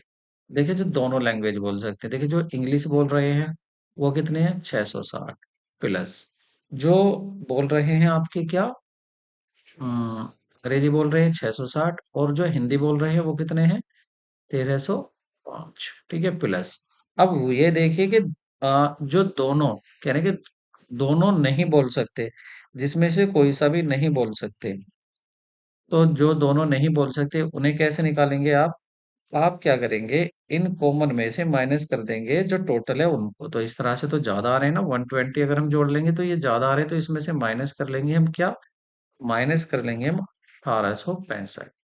ठीक है, तीनों को जोड़ के क्या कर लेंगे 1865 को माइनस कर लेंगे। ठीक है, तो ये आ जाएगा आपका 2085 -1865। तो फाइनली क्या आ जाएगा आपका, ये आ जाएगा आपका 220। तो 220 आपका करेक्ट आंसर होगा। 220 वो होंगे जो दोनों भाषा बोल सकते हैं। ये कौन थे जो दोनों भाषा नहीं बोल सकते। नेक्स्ट देखते हैं। नेक्स्ट है आपका, चावल की कीमत में 20% की कमी हो जाने पर एक ग्राहक 800 रुपए में 12.5 किलोग्राम चावल ज्यादा खरीद लेता है, तो चावल की मूल कीमत प्रति किलोग्राम कितनी होगी। तो देखिए जो पूछता है हम उसी को मान लेते हैं। यहाँ पर पूछा है कि मूल कीमत की प्रति किलोग्राम कितनी होगी। ठीक है, तो मूल कीमत की अगर हम बात करें तो मूल कीमत को ही मान लेते हैं हम। यहाँ पर हम मान लेते हैं एक्स किलोग्राम, एक्स रुपए प्रति किलोग्राम होगी। ठीक है, एक्स रुपए पर केजी हो गया, एक्स रुपए पर केजी। अगर एक्स रुपए पर केजी है तो देखिए नया प्राइस क्या होगा, तो ये कह रहा है कि इसमें क्या करता है वो 20% चावल की कमी, 20% की कमी हो जाने पर एक ग्राहक 800 रुपए में इतना किलोग्राम चावल ज्यादा खरीद लेता है। ठीक है, तो इसी को हम हटा देते हैं पहले। तो देखिए यहाँ पर क्या होगा, एक्स इंटू 100 माइनस 20/100। ठीक है, अपॉन 100, तो इसको देखेंगे हम, तो ये आ जाएगा आपका एक्स 100, ये जाएगा आपका 80 और अपॉन आपका 100। इसको शॉर्ट कर लेंगे तो देखिए 20 से कर लेते हैं, 24 जा और 25 जा, तो ये यहाँ पर आ जाएगा आपका 4x/5। और इस तरह से आप इसको आगे देखेंगे। तो आगे यहाँ पर अगर अब हम देखें, हम तो कह रहे हैं कि ये होगी इसकी जो होगा आपका, तो यहाँ पर अगर अकॉर्डिंग टू क्वेश्चन देखें तो अकॉर्डिंग टू क्वेश्चन हमारी इक्वेशन जो बनेगी इसे अब इक्वेशन में लिख लेते हैं। ठीक है, इक्वेशन में क्या बन जाएगा हमारा इसको, तो ये आ जाएगा हमारा 800 अपॉन 4/5x, ठीक है, minus 800 upon x is equal to 12.5। तो इस इक्वेशन को आप सोल्व करेंगे, आगे इसको सोल्व करेंगे तो आ जाएगा आपका 1000 upon X minus 800 upon X is equal to 25/2। ठीक है, तो फाइनली जो आपका आंसर यहाँ है, इसको आप सोल्व कर लेंगे इक्वेशन पर, ये 16 आ जाएगा, तो ऑप्शन आपका 4 सही होगा। नेक्स्ट क्वेश्चन देखते हैं। नेक्स्ट आपका विभाजन के एक योगफल विभाजन के एक योगफल में विभाजक भागफल का 12 गुना है तथा शेषफल का 5 गुना है। यदि उसमें शेषफल 36 हो तो भाज्य है। देखिए, इन a division sum the divisor is 12 times of cosine and 5 times the remainder. If the remainder is 36 then the dividend is। देखिए यहाँ पर अगर हम देखें तो देखिए यहाँ पर आपका ये डिवीजर होता है, जो इधर लिखते हैं ये डिवीजर हो जाता है आपका, ठीक है, और ये विभाजक कह सकते हैं इसको, और यहाँ पर ये कोसेंट होता है। इधर जो आएगा, जैसे हम 7 को डिवाइड करें 2 से तो 2 3 जा 6, 1 रिमाइंडर होगा, तो ये रिमाइंडर है, ये आपका क्या है, डिवीजर है, और ये हो जाएगा आपका कोसेंट, और बीच में जो होता है ये होता है आपका डिविडेंड। ठीक है, तो यहाँ पर इसने डिविडेंड ही पूछा है, 7 की जगह क्या होगा, तो देखिए अगर हम यहाँ पर माने, आपका जो कोसेंट है उसको मान लेते हैं, कोसेंट को हम मान लेते हैं यहाँ पर एक्स, तो डिविडेंड क्या होगा, डिविडेंड क्या है, 12 टाइम्स है इसका, 12 गुना है, तो डिविडेंड हो जाएगा आपका 12x, ये हो जाएगा आपका डिविडेंड। ठीक है, अब अकॉर्डिंग टू क्वेश्चन देखिए, देखिए हम तो कह रहे हैं कि 12 टाइम्स, ठीक है 12 टाइम्स होगा, और वो कह रहा है कि शेषफल क्या है 36, और शेषफल का 5 गुना है, तो अगर हम शेष फल में 36 में मल्टीप्लाई कर देते हैं 5 की, तो ये क्या आ जाएगा, ये आपका 12x आ जाएगा, क्योंकि 12x किसके बराबर था, इसके 5 गुना के, तो x की वैल्यू क्या आ जाएगी, x की वैल्यू आ जाएगी आपकी 5 × 36/12, 12 से इसको डिवाइड करेंगे तो 12 3 जा, और ये आ जाएगा 15, तो देखिए x की वैल्यू हो गई आपकी, हाँ 15। अब आपको पता है कि यहाँ पर जो होता है हमारा, क्या होता है कि हमारा होता है dividend, dividend dividend is equal to होता है आपका डिवीजर, डिवीजर और इनटू कोसेंट, कोसेंट और प्लस होता है आपका रिमाइंडर। तो यहाँ पर हम लिख लेंगे इसको, तो देखिए यहाँ क्या है हमारे पास, क्या क्या है हमारे पास, डिवीजर है 12 है, डिवीजर, तो डिवीजर है हमारा यहाँ पर 12x, इंटू कोसेंट की बात करें यहाँ पर तो कोसेंट हमारा x था, और प्लस ये था हमारा 36 रिमाइंडर। अब यहाँ पर हमें बस इसको सोल्व करना है, डिविडेंड हमारा आ जाएगा, x की वैल्यू आपकी 15 है, तो x की वैल्यू 15 रख देंगे, 15 रख देंगे x की वैल्यू को, तो यहाँ पर देखिए क्या आ जाएगा, 12 × 15, ठीक है, 12 × 15 और इंटू फिर से 15 और प्लस आपका 36। आगे इसको सोल्व करेंगे तो 15 की 15 में करेंगे तो यह आ जाएगा 12 × 2 2 5 प्लस 35। सोल्व कर लेते हैं इसको, और इसकी मल्टीप्लाई आ जाएगी आपकी दोनों की 2700 प्लस 36, दोनों को ऐड करेंगे तो यह आ जाएगा आपका 2736। ठीक है, तो इस तरह से आपका आंसर क्या हो जाएगा, 2736 हो जाएगा, तो ऑप्शन आपका दूसरा सही होगा। नेक्स्ट देखते हैं 68, और 68 में है आपका find the next term of the following series, निम्न श्रेणी का अगला पद ज्ञात कीजिए। तो इसका आप अगला पद देखेंगे तो यहाँ पर, तो इसका सही आंसर होगा आपका 68 3, ठीक है, इसका 3 होगा। नेक्स्ट देखते हैं। देखिए जरूरी नहीं है कि मैं सभी क्वेश्चन सोल्व कराऊं, अगर मैं सभी क्वेश्चन सोल्व कराता हूं तो यहाँ पर तो फिर बहुत ज्यादा लंबी वीडियो हो जाएगी। ठीक है, कुछ आपको खुद भी सोल्व करना है, हाँ, लेकिन अगर आपसे नहीं होता है तो मैं आपको बता सकता हूँ। किसी संख्या को 5 9 13 से विभाजित करने पर क्रम से 2 6 10 शेष बचता है, तो ऐसी सबसे छोटी संख्या क्या होगी। देखिए यहाँ पर अगर आप देखेंगे कि इनमें कितना डिफरेंस आ रहा है, तो देखिए अगर आप यहाँ पर देखेंगे 13 में से अगर आप 15 में से सॉरी इनको ले लेते हैं, 2 6 और 10 को लेते हैं, तो आप देखेंगे यहाँ पर अगर माइनस करके देखेंगे, तो देखिए अगर हम इनमें से माइनस करते हैं 5 में से 2 तो कितना बचेगा 3। अगर हम 9 में से 6 माइनस करते हैं कितना बचेगा 3। अगर हम 13 में से 10 माइनस करते हैं कितना बचेगा 3। इसका मतलब ये है कि आपको अगर इस नंबर को ढूंढना है तो इस नंबर का जो आंसर होगा वो होगा एलसीएम। क्या होगा? एलसीएम ऑफ, किसका एलसीएम होगा? ये होगा एलसीएम ऑफ, ये होगा 5, 9 और 13। इनका एलसीएम होगा और जो भी इनका एलसीएम आएगा उसमें से आपको क्या करना है, -3 कम कर देना है तो आंसर आ जाएगा। 13 और 9 5 का अगर आप एलसीएम निकालेंगे तो ये आएगा आपका 585। इसमें से -3 कर दोगे तो ये आ जाएगा 582। तो 582 आपका फोर्थ आंसर हो जाएगा करेक्ट।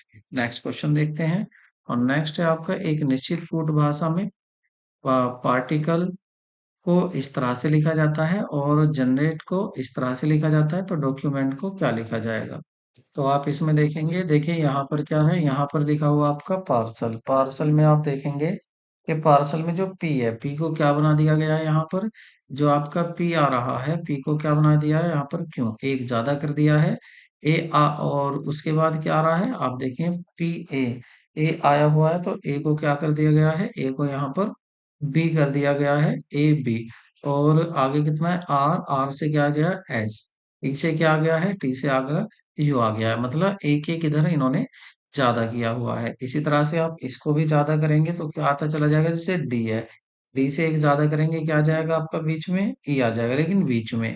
ठीक है, उसके बाद ओ है तो ओ आ रहा है यहाँ पर। ठीक है, तो ओ में एक आप ज्यादा करेंगे तो ये क्या आ जाएगा, ये आपका सी आ जाएगा।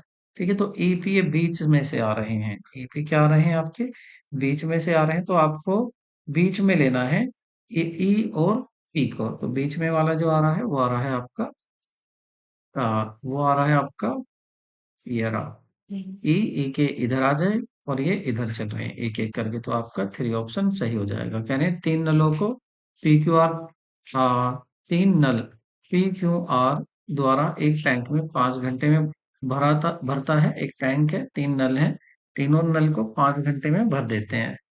नल आर क्यू से दोगुनी गति है तथा क्योंकि पी से दोगुनी गति है से चलते हैं, तो अकेला पी उस टैंक को भरने में कितना समय लेगा? तो यहाँ पर तीनों का भी समय दिया हुआ है और यहाँ पर अकेला अकेला भी है।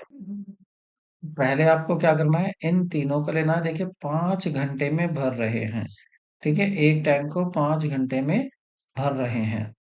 तो अगर बात करें यहाँ पर इन, तो ये तो हो गया इन तीनों का टाइम। ठीक है, और पी का क्या है, आर से दोगुना है, और यहाँ पर क्यू का क्या है, इससे दोगुना है। तो आप एक का एक्स मान लेंगे, आगे 2x, और आपका 2x आप 2 की मल्टीप्लाई करते चले जाएंगे। तो इसमें से आपका जो भी तीनों का आ रहा है उसमें से माइनस कर देंगे बाकी दो का, तो अकेला पी का बच जाएगा और पी का जो आंसर आ जाएगा वो आ जाएगा यहाँ पर 35। ठीक है, नेक्स्ट क्वेश्चन देखते हैं।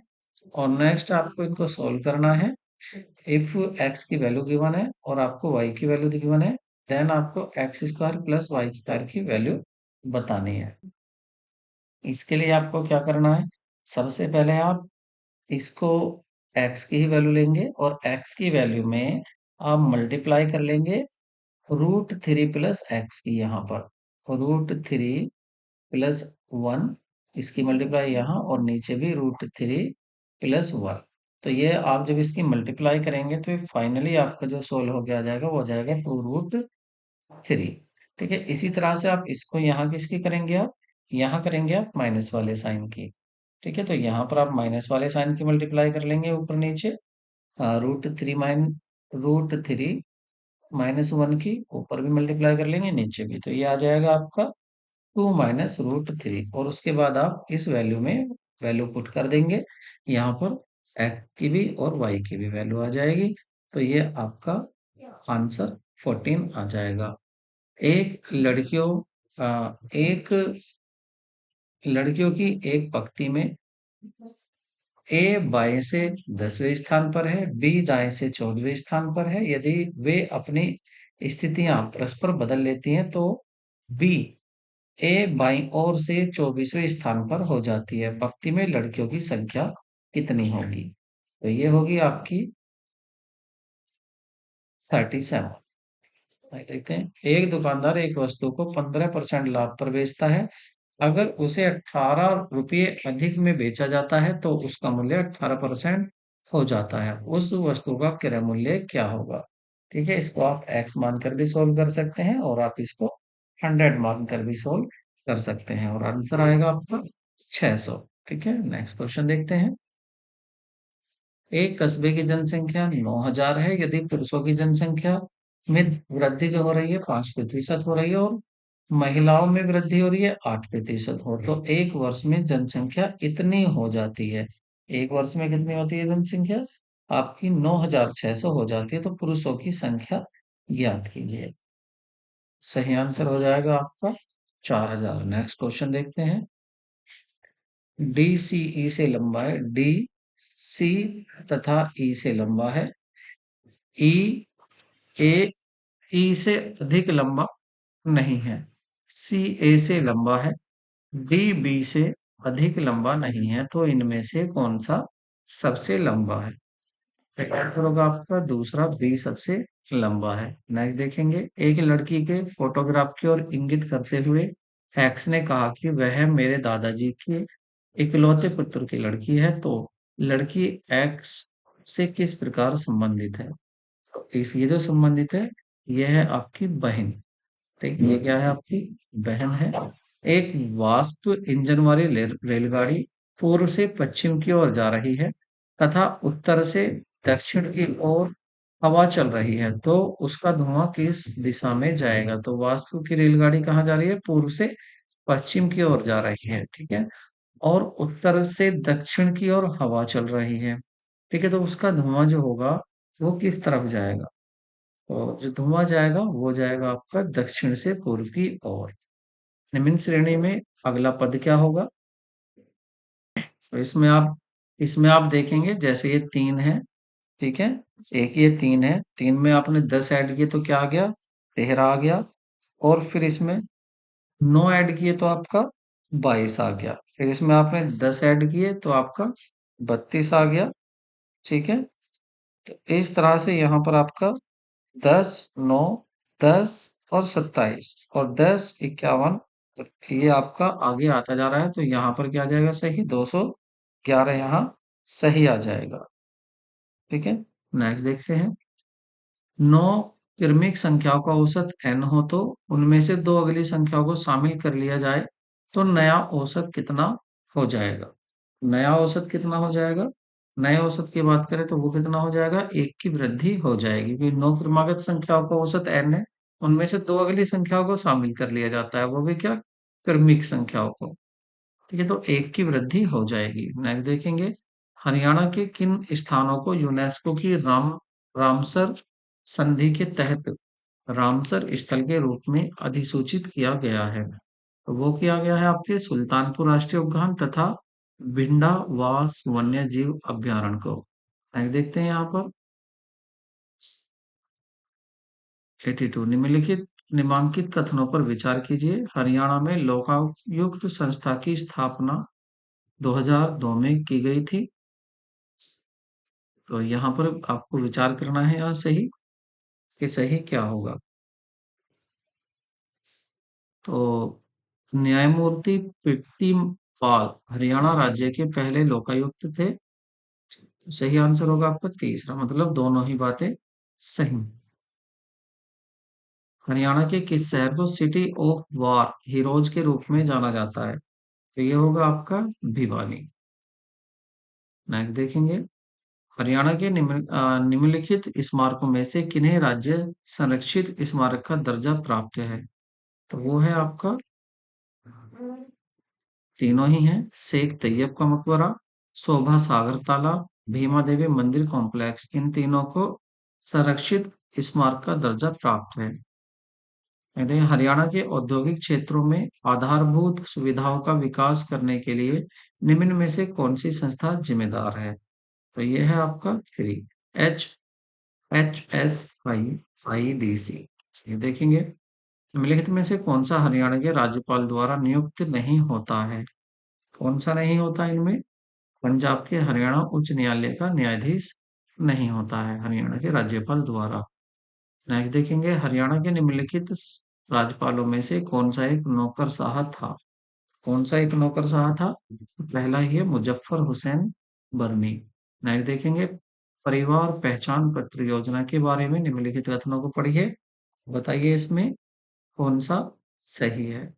देखिए यहाँ पर एक योजना परिवार एक इकाई के रूप में चिन्हित करती है और यह हरियाणा के समस्त परिवारों को एक विश्वसनीय सामाजिक आर्थिक डेटाबेस तैयार करती है, ये भी सही है। प्रत्येक परिवार को एक 8 अंकों की विलक्षण परिवार पहचान आवंटित की जा रही है और पहचान आईडी को जन्म मृत्यु वैवाहिक रिकॉर्ड से जोड़ा जाएगा, ये भी बात सही है।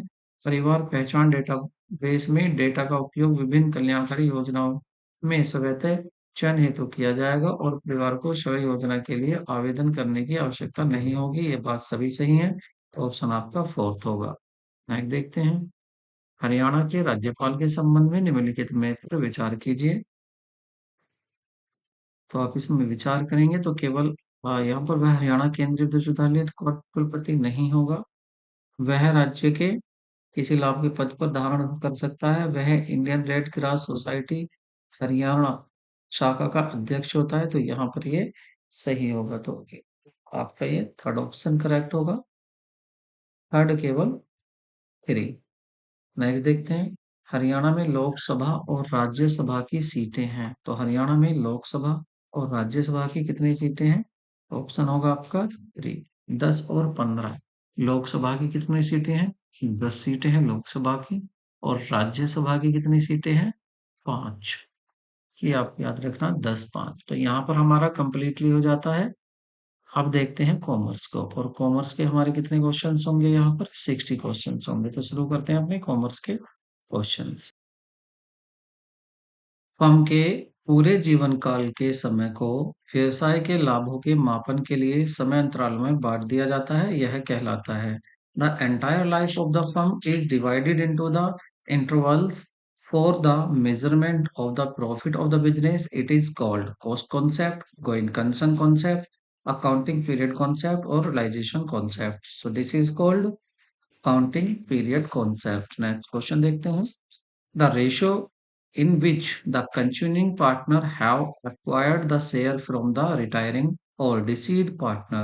विद्यमान साझेदार जिस अनुपात में सेवानिवृत्त मृत साझेदार से प्राप्त भाग का अधिग्रहण करते हैं, वह कहलाता है डेब्ट equity ratio, liquidity ratio, current ratio, gaining ratio. तो उसको कहते हैं हम गेनिंग, हाँ उसको कहते हैं हम गेनिंग रेशियो। तो ऑप्शन आपका फोर्थ सही होगा, अधिलाभ अनुपात। नेक्स्ट देखेंगे, उत्तोलक या पूंजी संरचना अनुपातों को जाना जाता है। लीवरेज और capital structure ratio are known as. तो ये जाने जाते हैं आपके लॉन्ग टर्म सोल्वेंसी रेशो। दीर्घकालीन शोधन क्षमता अनुपात के नाम से ये जाने जाते हैं। अल्पकालीन नहीं कह सकते, विनियोजित नहीं कह सकते, चालू इनको नहीं कह सकते। फर्म के विघटन पर दायित्व को हस्तांतरित किया जाता है। On the dissolution of the firm liability is transfer to. तो लाइबिलिटी कहाँ पर ट्रांसफर की जाती है? आपके रियलाइजेशन अकाउंट में ट्रांसफर की जाती है। लाइबिलिटी की बात करो या आप अपनी एसेट की बात करो, सभी यहीं ट्रांसफर हो जाती है। नेक्स्ट देखेंगे, if the benefit of the expenditure exceeds up to only one accounting period it is called. यानी यदि व्यय का लाभ केवल एक लेखा वर्ष के लिए लिया जाता है तो वह कौन सा वह कहलाता है? तो वो कहलाता है आपका रेवेन्यू एक्सपेंडिचर। क्या कहलाता है? रेवेन्यू एक्सपेंडिचर कहलाता है। नेक्स्ट क्वेश्चन देखेंगे, कह रहे हैं स्टेट बैंक ऑफ इंडिया 5,000 10% ऋण पत्र प्रत्येक 1,000 के को उपलब्ध पर्याप्त विभाजन योग्य लाभ में शोधन करना चाहती है। इस परिस्थिति में ऋण पत्र शोधन संचय खाते में भारतीय कंपनी अधिनियम की धारा 71(4) बैंकिंग कंपनी अधिनियम 18 सबसेक्शन 7 के साथ पढ़ते हुए के अनुसार कितनी राशि ली जाएगी? तो यहाँ पर जो लेकर जाई जाएगी वो होगी आपकी 0, वो इसमें से हम नहीं ले जाते हैं, ये भी आपको याद रखना है। स्टेट बैंक और उपलब्ध शोधन में कहाँ से लेके जानी है? और किसके अनुसार, तो वो इसके अनुसार जीरो जाती है, ये भी आपको याद रखना है। नेक्स्ट देखेंगे, निम्नलिखित कथनों को ध्यान से पढ़ें और सही विकल्प का चुनाव करें। पूंजी व्यय और आगम व्यय दोनों ही पुनः पुनर्गमन व्यय नहीं है। कह रहे हैं capital expenditure and revenue expenditure both non recurring by nature, ये नॉन रिक्यूरिंग होते हैं। तो देखिए यहाँ पर जो कह रहे हैं, ये पहला तो गलत है, दोनों नॉन रिक्यूरिंग नहीं होते हैं, क्योंकि अगर रेवेन्यू वाले हैं वो रिक्यूरिंग कहाँ होंगे, वो तो एक बार हो गए तो दोबारा वो नहीं होते। Capital expenditure increase earning capacity of the business, where revenue expenditure are incur the maintain earning capacity. तो देखिए ये तो ये क्या करता है, इंक्रीज करता है अर्निंग कैपेसिटी को, बात सही है।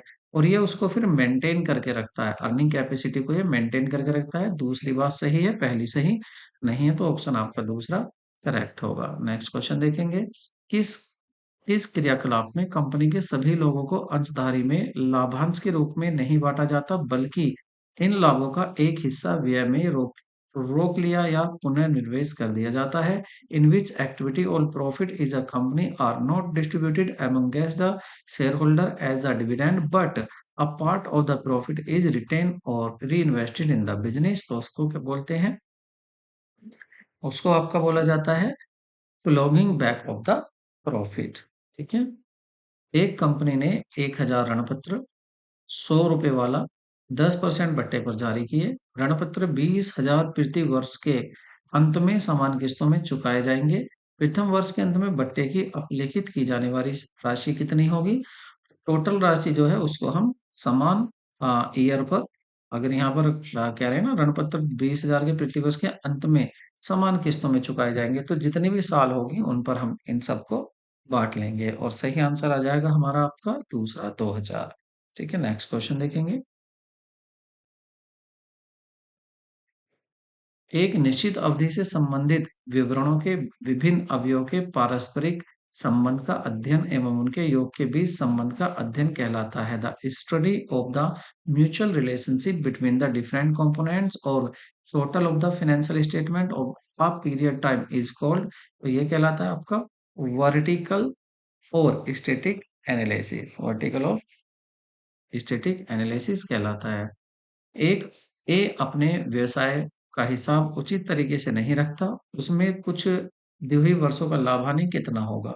कह रहे हैं प्रारंभिक पूंजी 2 है, 2 लाख, अंतिम पूंजी 2.5 लाख, के अंत में आहरण है आपका 60, तो वर्ष के दौरान में पूंजी अर्जित जो की है वो है आपकी 75,000। पूछा क्या है कि उसका लाभ पूछा है, तो लाभ क्या होगा आपका, यहाँ पर ओपनिंग कैपिटल दी है 2 lakh, closing capital 2.5 lakh, drawing जो मेड किया है 60,000 है, और capital added during the year वो आपकी 75,000 है। तो आपको क्या करना है, क्लोजिंग कैपिटल पहले क्या लिखेंगे आप, क्लोजिंग कैपिटल लिखेंगे। क्लोजिंग कैपिटल कितनी है, 2.5 लाख, तो 2.5 लाख लिख लेंगे, और 2.5 लाख में फिर आप ड्राइंग को ऐड कर लेंगे। ड्राइंग कितना है, 60,000, तो ये हो जाएगा आपका 3,10,000।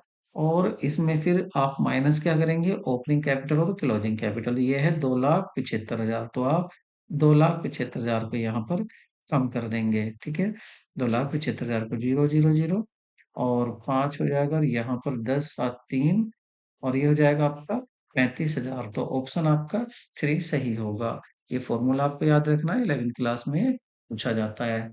चार्ट के द्वारा शुद्ध लाभ एवं विनियोजित पूंजी को प्रभावित करने वाले विभिन्न कारकों का प्रदर्शन किया जाता है। Representation of various factor affecting the net profit and capital employed by the chart, chart known as, इसको कहा जाता है आपका DuPont chart. DuPont chart इसको कहा जाता है। एक कंपनी की कार्यशील पूंजी दी हुई है और उसका डेप्ट दिया हुआ है, ऋण दिया हुआ है, कंपनी के दीर्घकालीन ऋण भी दिया हुआ है, तो चालू अनुपात आपको बताना है। चालू अनुपात में क्या करते हैं हम, current asset upon current liability लिखते हैं, करंट रेशियो में। तो यहाँ पर आप देखेंगे आपका करंट एसेट और करंट, देखिए कार्यशील पूंजी मतलब वर्किंग कैपिटल दी हुई है, और ये क्या है, कुल ऋण मतलब टोटल डेप्ट दिया हुआ है। ये क्या है, दीर्घकालीन ऋण दिया हुआ है। तो देखिए टोटल डेप्ट में से आप किसको, दीर्घकालीन ऋण को माइनस कर देंगे, तो ये क्या बचेगा, करंट लायबिलिटी बच जाएगी। ठीक है, और इधर आपका करंट लायबिलिटी आ गई, तो आपका वर्किंग कैपिटल का फॉर्मूला क्या होता है, current asset minus current liability होती है, तो वर्किंग कैपिटल आपकी दी हुई है, करंट लायबिलिटी आ जाएगी आपकी इससे, इन दोनों के डिफरेंस से, तो ये आ जाएगी आपकी, फिर डिफरेंस आप दोनों का कर लेंगे, सिंपली इसको डिवाइड करेंगे और आपका आंसर आ जाएगा 4। ठीक है, 2.4। बात समझ गए? आपको क्या करना है, इन दोनों में से माइनस करोगे, करंट लायबिलिटी आ जाएगी, और करंट लायबिलिटी जब आ जाएगी तो फिर फॉर्मूला लगाएंगे आप वर्किंग कैपिटल का। वर्किंग कैपिटल क्या होती है, current asset minus current liability. Current liability की वैल्यू यहाँ रख देना, वर्किंग कैपिटल की रख देना, करंट एसेट आ जाएगी, फिर इस फॉर्मूले में करंट एसेट को लिखना, करंट लायबिलिटी को लिखना, डिवाइड कर देना, आपका आंसर 4 आ जाएगा। तो नेक्स्ट क्वेश्चन देखते हैं, कौन सा अनुपात संस्था की दीर्घकालीन ऋणों के भुगतान करने तथा अतिरिक्त ऋण प्राप्त करने की क्षमता तथा संस्था के समता पर व्यापार की गति पर चलने के बारे में जानकारी देता है? Which ratio indicate the firm's capacity to pay long-term debt and procure additional loan and inform whether the firm is following the policy of trading on the equity? तो ये होता है आपका डेब्ट टू इक्विटी रेशियो। ये डेब्ट to equity ratio को बता रहा है। नेक्स्ट देखते हैं,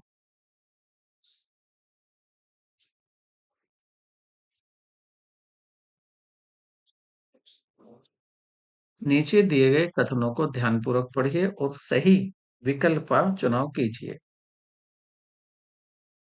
कथन फर्स्ट है, स्टेटमेंट फर्स्ट, व्यवसाय का सत्य लाभ अथवा हानि ज्ञात करने के लिए ह्रास लगाना अनिवार्य होता है। Depreciation must be charge so as the ascertain true profit और लॉस ऑफ द बिजनेस। पहला कथन सही है, क्या सही है? दूसरा, जब परिसंपत्ति का बाजार मूल्य इसके पुस्तक मूल्य से अधिक हो जाता है तो इस पर ह्रास नहीं लगाया जाता है। तो देखियो 100, इसका सही आंसर होगा आपका फर्स्ट। केवल जो ओनली फर्स्ट स्टेटमेंट है वो करेक्ट है, लेकिन ये सही नहीं है। नेक्स्ट देखते हैं, खुदरा रोकड़ बही को दर्ज करने के लिए बनाई जाती है। तो जो खुदरा रोकड़ बही बनाई जाती है वो किसको दर्ज करने के लिए? वो नगद में किए गए खुदरा भी है, जो पैटी एक्सपेंसेस होते हैं, जो कि आपके पेड होते हैं कैश में। ठीक है, और ये होती क्या है आपका, जो आपका मेन अकाउंटेंट एक पैटी कैशियर को एडवांस में कुछ पैसा दे देता है कि आप फर्म के छोटे मोटे रोज के खर्चे आप इसमें से पूरा कर सकते हैं, जो बच्चे आप उनको वापस दे सकते हैं, या इम्प्रेस सिस्टम के अंतर्गत उनको और आगे भी पूरे दोबारा से कर सकते हैं। तो ये होती है आपकी खुदरा रोकड़ बही सिस्टम, इम्प्रेस सिस्टम भी इसको कहते हैं। और नेक्स्ट देखेंगे, नीचे दिए गए कथनों को ध्यानपूर्वक पढ़िए और सही विकल्प का चुनाव कीजिए। पासबुक बैंक द्वारा खातेदार ग्राहक की सुविधा के लिए रखा गया विवरण है, यानी passbook is the statement of account of the customer maintain by the bank. बात सही है, बिल्कुल बात सही है यहाँ पर। ठीक है, ये बात सही है।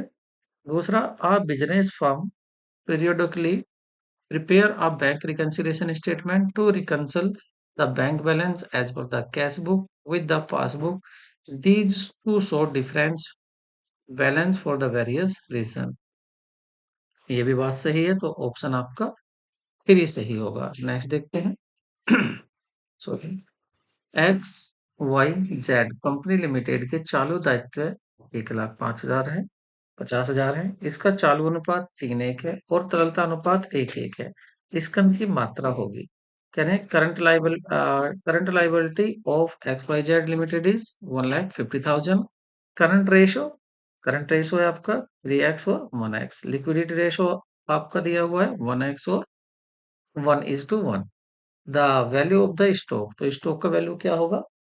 देखिए यहाँ पर आप देखेंगे तो कितना है, आप इसको एज्यूम कर लेंगे, एक कर लेंगे 3x हो। तो देखिए current asset, sorry current ratio का फॉर्मूला होता है current asset upon current liability.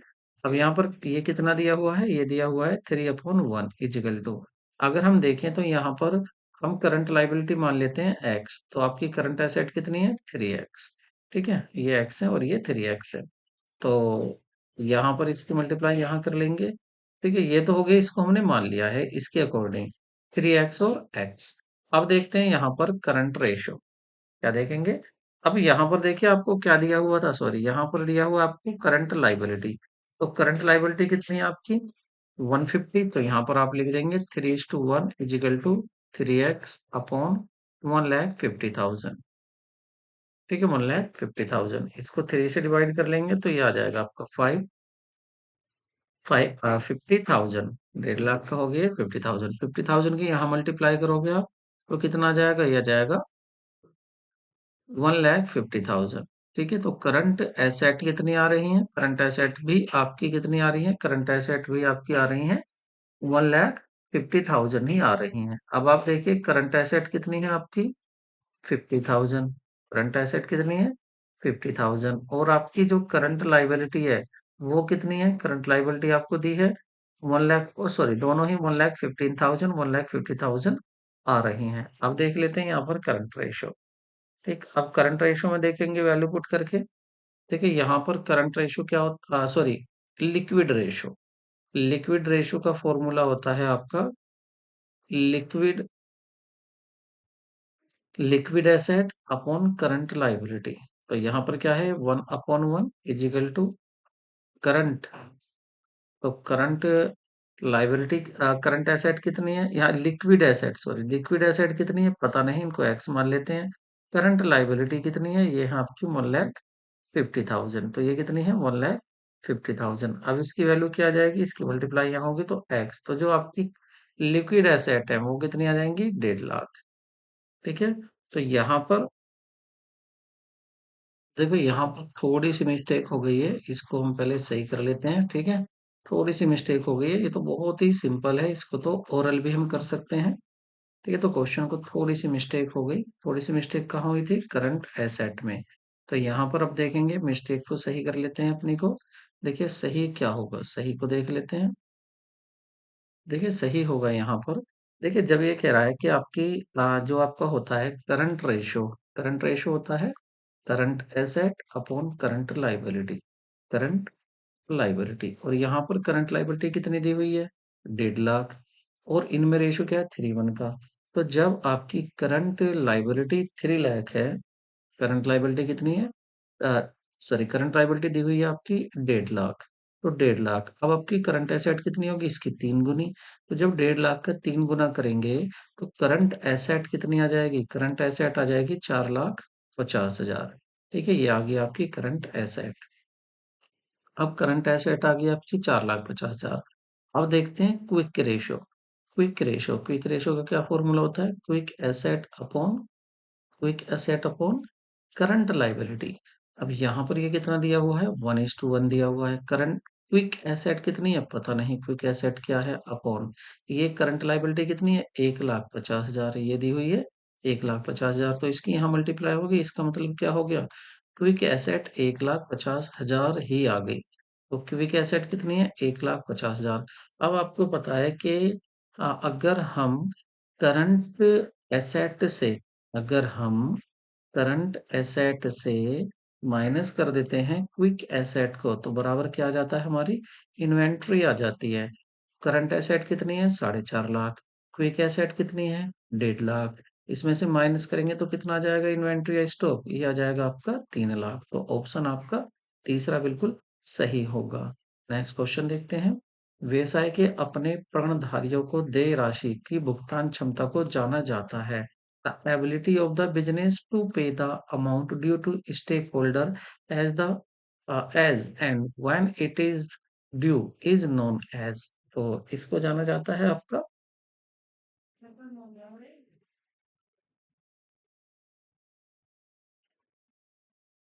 Liquidity से। किससे जाना जाता है? लिक्विडिटी से जाना जाता है। नेक्स्ट देखेंगे। जब एक साझेदार की किसी स्वीकृत पारितोषिक पर विघटन कार्य से संबंधित व्यय को वहन करने के लिए सहमत होता है और जब फर्म द्वारा वसूली व्यय दिया जाता है तो रोजनामचे की क्या प्रविष्टि होगी? When the partner has agreed to undertake the dissolution work for an agreed remuneration where the realization expenses, then what will be the journal entry if payment realization expenses is made by the firm? हुआ क्या है यहाँ पर? देखिए firm ने agreed किया है partner को कि आप ही डिसोल्यूशन का वर्क करेंगे और आपको कुछ पैसा दिया जाएगा, लेकिन फिर भी क्या होता है, फर्म को फिर भी पे करने पड़ रहे हैं एक्सपेंसिव। तो ऐसी कंडीशन में फर्म क्या करेगी, उस पार्टनर की कैपिटल को तो करेगी डेबिट फर्म, क्योंकि फर्म ऑफ डेबिट किसकी तरफ से पैसा दे रही है, उस पार्टनर की तरफ से। तो पार्टनर्स कैपिटल को, उसकी कैपिटल को करेगी डेबिट, और टू बैंक जा रहा है इसको करेगी क्रेडिट, क्योंकि बैंक फर्म का अब भी जा रहा है। ठीक है, तो आपको ये याद रखना है। ठीक है, नेक्स्ट क्वेश्चन देखते हैं। और नेक्स्ट है हमारा, एक वित्तीय संस्था का रोकड़ प्रवाह विवरण बनाते समय ब्याज व लाभ की प्राप्ति को के रूप में वर्गीकृत किया जाता है। While preparing the cash flow statement of financial enterprises, interest and dividend received should be classified as. तो इंटरेस्ट रिसीव्ड हुआ है, इंटरेस्ट रिसीव्ड हुआ है और डिविडेंड भी रिसीव्ड हुआ है। तो देखिए, जब आपको रिसीव्ड हो रहा है तो कहीं आपने पैसा इन्वेस्ट किया होगा। और किसकी बात हो रही है यहाँ पर, preparing the cash flow statement financial enterprises. Financial का एंटरप्राइज का मतलब है ऐसे एंटरप्राइजेज की बात करें जो केवल फाइनेंशियली ही कार्य करता है, कुछ मैन्युफैक्चर नहीं करता है। तो उसके लिए तो इंटरेस्ट मिलना तो ऑपरेटिंग में आ गया, क्योंकि उसका तो ये ऑपरेशन है मेन, तो इसको ये ऑपरेटिंग एक्टिविटी में आ जाएगा। नेक्स्ट क्वेश्चन देखते हैं। ए लिमिटेड ने भवन का क्रय 2,20,000 रुपए में, राशि में का आधा नगद तथा शेष 9% ऋण पत्र प्रत्येक 100 रुपए का है 10% प्रीमियम पर निर्गमित करने का निश्चय किया। क्रय राशि के भुगतान में कितने ऋण पत्र जारी किए जाएंगे। All limited has the agreed to pay the purchase price of building 2,20,000। Half of the payment was made in the cash and remaining half मतलब कितने में खरीदी थी एसेट, 2,20,000 में। तो 1,10,000 रुपए, 1,10,000 रुपए तो नगद दे दिए हैं, और 1,10,000 रुपए को कैसे दिया जा रहा है, ये दिया जा रहा है 9% डिबेंचर इश्यू करके। डिबेंचर एक है 100 का और प्रीमियम पर हो रहा है 10 में, मतलब 110 का डिबेंचर जा रहा है। तो 110 का डिबेंचर जा रहा है, तो इसको डिवाइड करेंगे कितना आ जाएगा, 1,000। तो 1,000 आपका आंसर करेक्ट होगा। ठीक है, तो 1,000 आपका करेक्ट आंसर होगा, 1,000 डिबेंचर इशू किए जाएंगे। प्राप्ति एवं भुगतान खाते के लिए कौन सा कथन सत्य है। प्राप्ति और भुगतान खाते के लिए receipt and payment account not for profit organisation की बात हो रही है यहाँ पर। तो कह रहे हैं इट इज इंक्लूड डेप्रिसिएशन। क्या इसमें डेप्रिसिएशन आता है, नहीं, इसमें डेप्रिसिएशन नहीं आता है। It does not include depreciation, ये डेप्रिसिएशन इंक्लूड नहीं करता है, ये बात सही है। नेक्स्ट देखते हैं। एक कंपनी बनाने के संबंध में जो व्यय हैं कहलाते हैं। The expenses that are incurred in the connection with the formation of a company are called. तो जो कंपनी को बनाने में एक्सपेंसेस किए जाते हैं उनको प्रिलिमिनरी एक्सपेंसेस या प्रारंभिक व्यय कहते हैं। नेक्स्ट क्वेश्चन देखते हैं। आवर्ती अनुदान जो कि निर्वाह अनुदान के रूप में माना जाता है। The recurring grants in the form of the maintenance grant is treated as. तो उसको किया जाता है आपका रेवेन्यू रिसीट के राजस्व प्राप्ति माना जाता है। कौन सी हुंडी मांग विपत्र के समान होती है। तो ये होती है आपकी हुंडी आपकी दर्शन हुंडी, दर्शन करने से ही पैसा दे दिया जाता है। निम्न में से कौन सा कथन विनिमय विपत्र के लिए सही नहीं है। तो नहीं है, कह रहा form of the following which of the statement is not true. For bill of exchange, it is drawn by the debtors, it is drawn by the creditors, it is contain an order to make payment, it requires acceptance by the drawee someone else of the behalf। देखिए, सही answer होगा इसका, आपका first ही सही होगा। ठीक है, क्या होगा, सही पहले को छोड़ दीजिए। It is drawn by the debtors, ये डेटर्स ड्रॉन नहीं करता, क्रेडिटर करता है जिसको पैसे की जरूरत है। ठीक है, बाकी ये सभी क्या है, ड्रोन बाय क्रेडिटर ये भी सही है। कंटेन ऑर्डर होता है पेमेंट का, ये भी सही है। और रिक्वायर एक्सेप्टेंस, रिक्वायर्ड होती है एक्सेप्टेंस की ड्राइवर के अनुसार, बाकी सब सही है। नेक्स्ट देखते हैं। कौशल और गुलाब एक फर्म में साझेदार हैं जो 5:3 के अनुपात में लाभ विभाजित करते हैं। वे राजू को 1/7 भाग के लिए फर्म में शामिल करते हैं। फर्म भावी लाभों में 4:2:1 के अनुपात में विभाजित करने का निर्णय लेती है। कौशल और गुलाब का त्याग अनुपात कितना होगा। तो यहाँ पर आपको कौशल और इसका क्या निकालना है, सैक्रिफाई रेशियो निकालना है। सैक्रिफाई रेशियो को जब आपको निकालना है तो आपके देखिए नए रेशियो दिए हुए हैं। ठीक है, कौशल गुलाब का। तो यहाँ पर आप देखेंगे ओल्ड ओल्ड से new share, old share minus new share, तो इससे क्या निकल जाएगा आपका गेनिंग रेशो। ओल्ड शेयर क्या था यहाँ किसका, कौशल का। कौशल की बात करें तो कौशल का ओल्ड शेयर था आपका 5/8, इसमें से माइनस कर देते हैं इसका 4/4, 2 6 और 1 7, 4/7, तो ये इसका आ जाएगा। सोल्व कर लेते हैं एलसीएम लेके 56, ठीक है। और 5 से इसको डिवाइड करेंगे, 8 8 की 5 में करेंगे 40, यहाँ से 7, यहाँ 8 आ जाएगा, 8 चौक 32, तो ये आ गया 856। दूसरे का देख लेते हैं गुलाब का। पहले कितना मिलता था गुलाब को, 38 माइनस, अब कितना मिलेगा 2/7, एलसीएम क्या फिर वही 56, इसको लेंगे 7 21 माइनस 7 से काटेंगे 16, तो ये आ जाएगा आपका 5 और 56।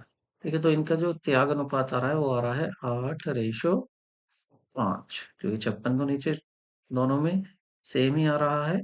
ठीक है, तो देखो यहाँ एक मिस्टेक हो गई है, इस मिस्टेक को आप सही सही कर लीजिए। मिस्टेक क्या है, देखिए मिस्टेक नंबर आपको बता देता हूँ। देखिए जब आप 8 को 56 से डिवाइड करेंगे तो 7 आएगा, और 7 पंजे 35 होता है, ना कि 40। तो 35 में से जब आप 32 कम करेंगे तो यहाँ पर आएगा 3, तो रेशो क्या आ जाएगा, रेशो आ जाएगा आपका 3:5। 3:5 आपका करेक्ट रेशो होगा, ऑप्शन आपका फर्स्ट होगा। नेक्स्ट देखते हैं, एक कंपनी ने 200 अंश 100 रुपए वाले, जिन पर 70% अंश मांगे गए थे, अंशधारियों ने 50% तो चुकता कर दिए। जिन पर 70 मांगे गए थे, ठीक है, 100 रुपए का अंश था, 70 मांगे गए थे, अंशधारियों ने 50 तो चुकता कर दिए, 20 ना दिए, उन्हें जब्त कर लिया। ये अब 50 तो आ गए ना उनपे, ये अंश 80% अंश पूर्ण प्रदत्त मानते हुए उन्हें निर्गमित किए गए। पूर्ण प्रदत्त मानते हुए उन्हें निर्गमित किए गए, तो प्रविष्टि के साथ अंशहरण खाते का नाम किया जाएगा। The company forfeited 200 share, 100 each, 70 called up, और उस पर शेयर होल्डर ने paid only 50 rupees per share. The share were re issue at 80 fully paid up, मतलब 100 रुपए वाला शेयर आपने 80 में दिया, 20 रुपए कम पड़ रहे हैं एक शेयर पर, तो 20 रुपए कहाँ से लेंगे आप, फॉरफिटेड अकाउंट से। तो कह रहे हैं share forfeited account will be debited.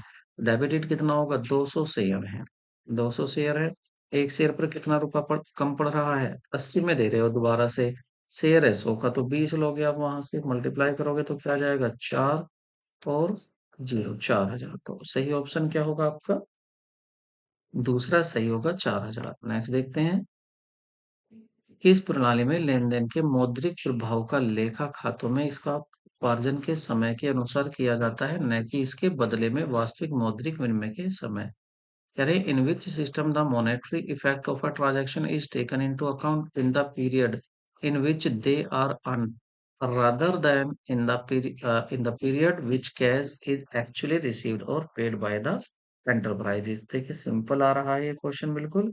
तो ये कौन सा आपका, तो आपका कॉन्सेप्ट भी है, ये है एक्चुअल बेसिस। एक्चुअल बेसिस में ये नहीं देखा जाता पैसा कब मिल रहा है, ये देखा जाता ट्रांजैक्शन हुआ कब है। तो कैश बेसिस में ये देखा जाता है पैसा कितना आ रहा है, तभी रिकॉर्डिंग करनी है उसकी।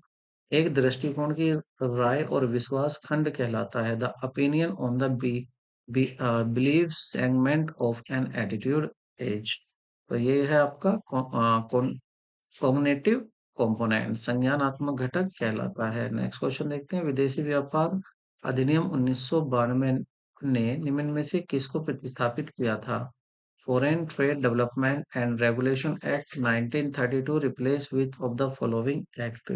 तो ये जो किया गया था, ये किया गया था इम्पोर्ट एंड एक्सपोर्ट कंट्रोल 1947 को।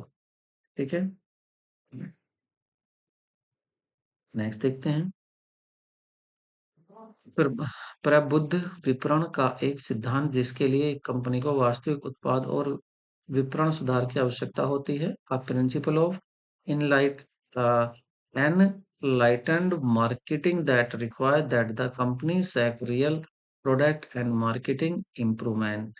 ये होता है आपका इनोवेटिव मार्केटिंग। या था इनोवेटिव मार्केटिंग मतलब अभिनव विपणन। नेक्स्ट देखते हैं, बैंकिंग एवं बीमा उद्योग किस प्रकार के उद्योग हैं? Banking and insurance of the type of industry, genetic नहीं, सेकेंडरी नहीं, ट्रेजरी, मैन्युफैक्चरिंग नहीं, तो ये हो जाएगा आपका ट्रेजरी सही ऑप्शन। नेक्स्ट क्वेश्चन देखेंगे, स्टाफ प्राधिकरण काम करती है, स्टाफ अथॉरिटी वर्क्स एज, तो स्टाफ अथॉरिटी वर्क करती है आपकी advice of the certain matter, कुछ मामलों में सलाह देती है। आदेश की एकता श्रृंखला नहीं, संचार चैनल, उत्तरदायित्व वहन नहीं, केवल क्या करती है, कुछ मामलों में सलाह देती है। कौन देती है? Staff, staff authority. नेक्स्ट देखते हैं, निम्नलिखित में से कौन सा का संचार प्रक्रिया का एक तत्व नहीं है? Which of the following is not an element of communication process? तो कम्युनिकेशन प्रोसेस का मेजरमेंट नहीं होता है, ये तीनों होते हैं। रिपीटेड क्वेश्चन है, लास्ट ईयर भी यही पूछा गया था। साझेदारी संलेख में निम्नलिखित में से कौन सा पहलू शामिल नहीं होता है?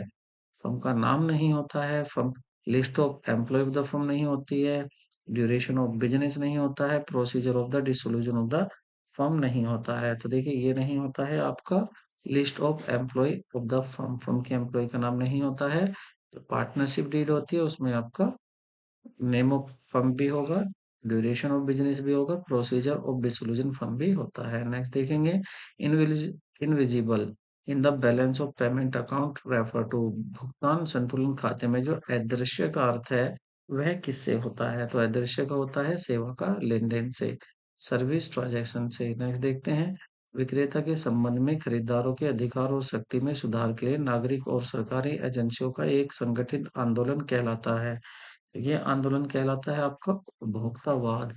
N organisation movement of citizens and government agency to improve the right and power of the buyer in relation to the share, so it is called consumerism. Consumerism कहलाता है। कह रहा है एक अस्थायी रूप से कीमत निर्धारण जिसमें एक कंपनी अपने उत्पाद को सूचीबद्ध से नीचे कभी कभी अल्पकालिक बिक्री बढ़ाने के लिए लागत से कम पर भी बेचती है, ऐसी कीमत को कहते हैं a temporary pricing in which company sell product below the its price.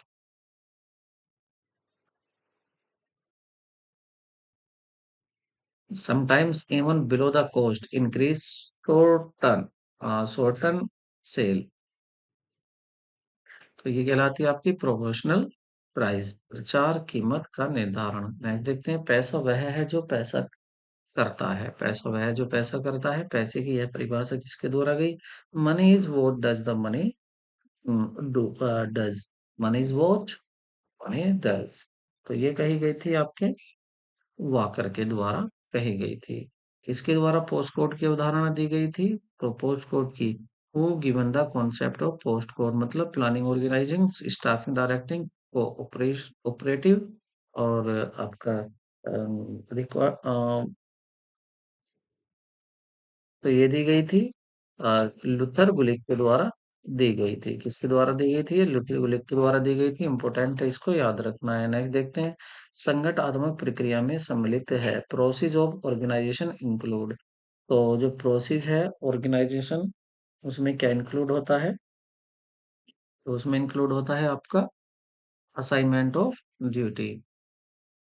Gate की स्थापना कब हुई थी? तो गेट की स्थापना 1 जनवरी 1948 में की गई थी। गेट की स्थापना कब की गई थी?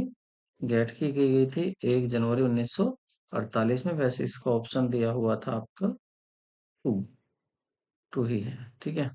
नेक्स्ट है, ब्याज की दर एवं मूल्य वृद्धि दर व्यवसायिक पर्यावरण की किस आयाम के अंतर्गत आते हैं? Interest rate and inflation rate include under which factor of the business environment? तो ये आते हैं आपके इकोनॉमिक एनवायरनमेंट में आते हैं।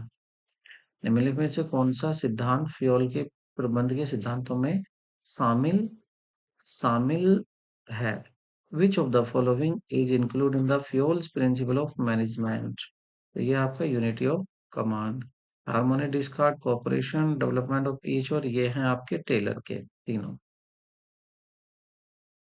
वे संस्था जो बहुत बड़ी हैं तथा जहां क्रियाओं में विविधता है, उनके लिए जो संगठनात्मक ढांचा ज्यादा उचित है वह क्या होगा? The organisation structure most suitable for the large organisation having diverfic diversified activity is, तो उनको क्या वो कौन से होंगे? वो होंगे आपके डिविजनल स्ट्रक्चर। वैसे यहाँ फंक्शनल भी हो सकता है, दोनों ही बड़े उसके लिए यूज किए जा सकते हैं। तो ऑप्शन क्या होना चाहिए? आप वन भी कर सकते हैं, टू भी कर सकते हैं। नेक्स्ट क्वेश्चन, निम्नलिखित में से कौन सा व्यवहारात्मक नेताओं की विशेषता है? Which of the following is the characteristics of transitional leader? तो ट्रांजेशनल लीडर की होती है आपकी मैनेजमेंट बाय एक्सेप्शन, अपवाद द्वारा प्रबंध करते हैं। आंतरिक तत्व जो कंपनी के उद्देश्यों को आंतरिक तत्व जो कंपनी के उद्देश्यों को प्राप्त करने के लिए कंपनी की क्षमता में हस्तक्षेप कर सकते हैं। इंटरनल एलिमेंट दैट में interfere with the companies ability to achieve its object is, तो वो होते हैं आपके वीकनेस। ये रिपीटेड क्वेश्चन है।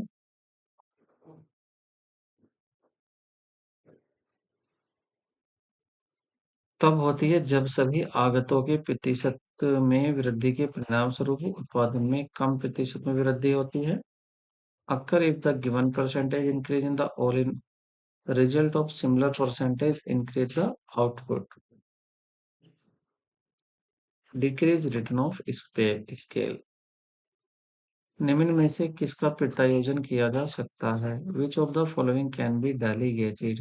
तो डेलीगेटेड किसका हो सकता है? पावर का, अथॉरिटी, रेस्पॉन्सिबिलिटी या अकाउंटेबिलिटी? तो ये हो सकता है अथॉरिटी का किया जा सकता है। नेक्स्ट देखते हैं, नगद आरक्षित अनुपात कौन निर्धारित करता है? Who determine the cash reserve ratio? तो ये किसकी बात हो रही है? आपके सेंट्रल बैंक मतलब आरबीआई की बात हो रही है। नेक्स्ट देखते हैं, कार्य के सरलीकरण और मानकीकरण के माध्यम से दक्षता किसके द्वारा बताई गई है? कार्यक्रम के efficiency through work specialization and standardization, ये किसके द्वारा बताई गई है? तो ये बताई गई है आपके टेलर के द्वारा। सार्क संघ का सचिवालय है, तो ये कहाँ पर स्थित है? तो मतलब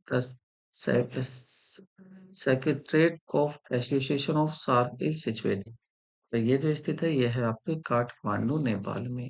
आयात निर्यात बैंक किस प्रकार के बैंक हैं? वो type of bank, import and export, तो ये हैं आपके bank,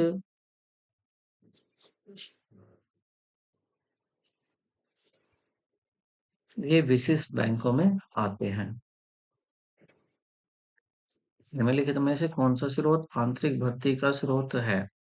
among the following sources, one is an internal resources of sources, source recruitment source किसका?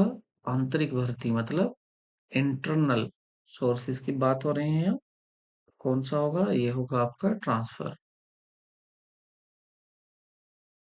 वह अतिरिक्त लाभ जो एक फर्म की एक अतिरिक्त इकाई उत्पादन करने बिक्री से अर्जित किया जाता है। Extra profit of the earn from the producing the selling additional unit of the output, तो वो कहलाता है आपका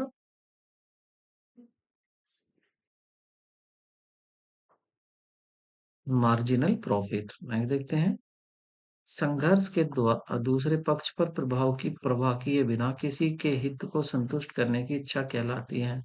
A desire to satisfy one's interest regarding the impact of the other party conflict, ये कहलाती है आपकी कंप्लीट प्रतिस्पर्धा। एक विनियोग के रोकड़ अंतर प्रभाव लाभ के वर्तमान मूल्य में रोकड़ प्रभाव बाह्य प्रभाव को घटने पर मूल्य कहलाता है। The present value of an investment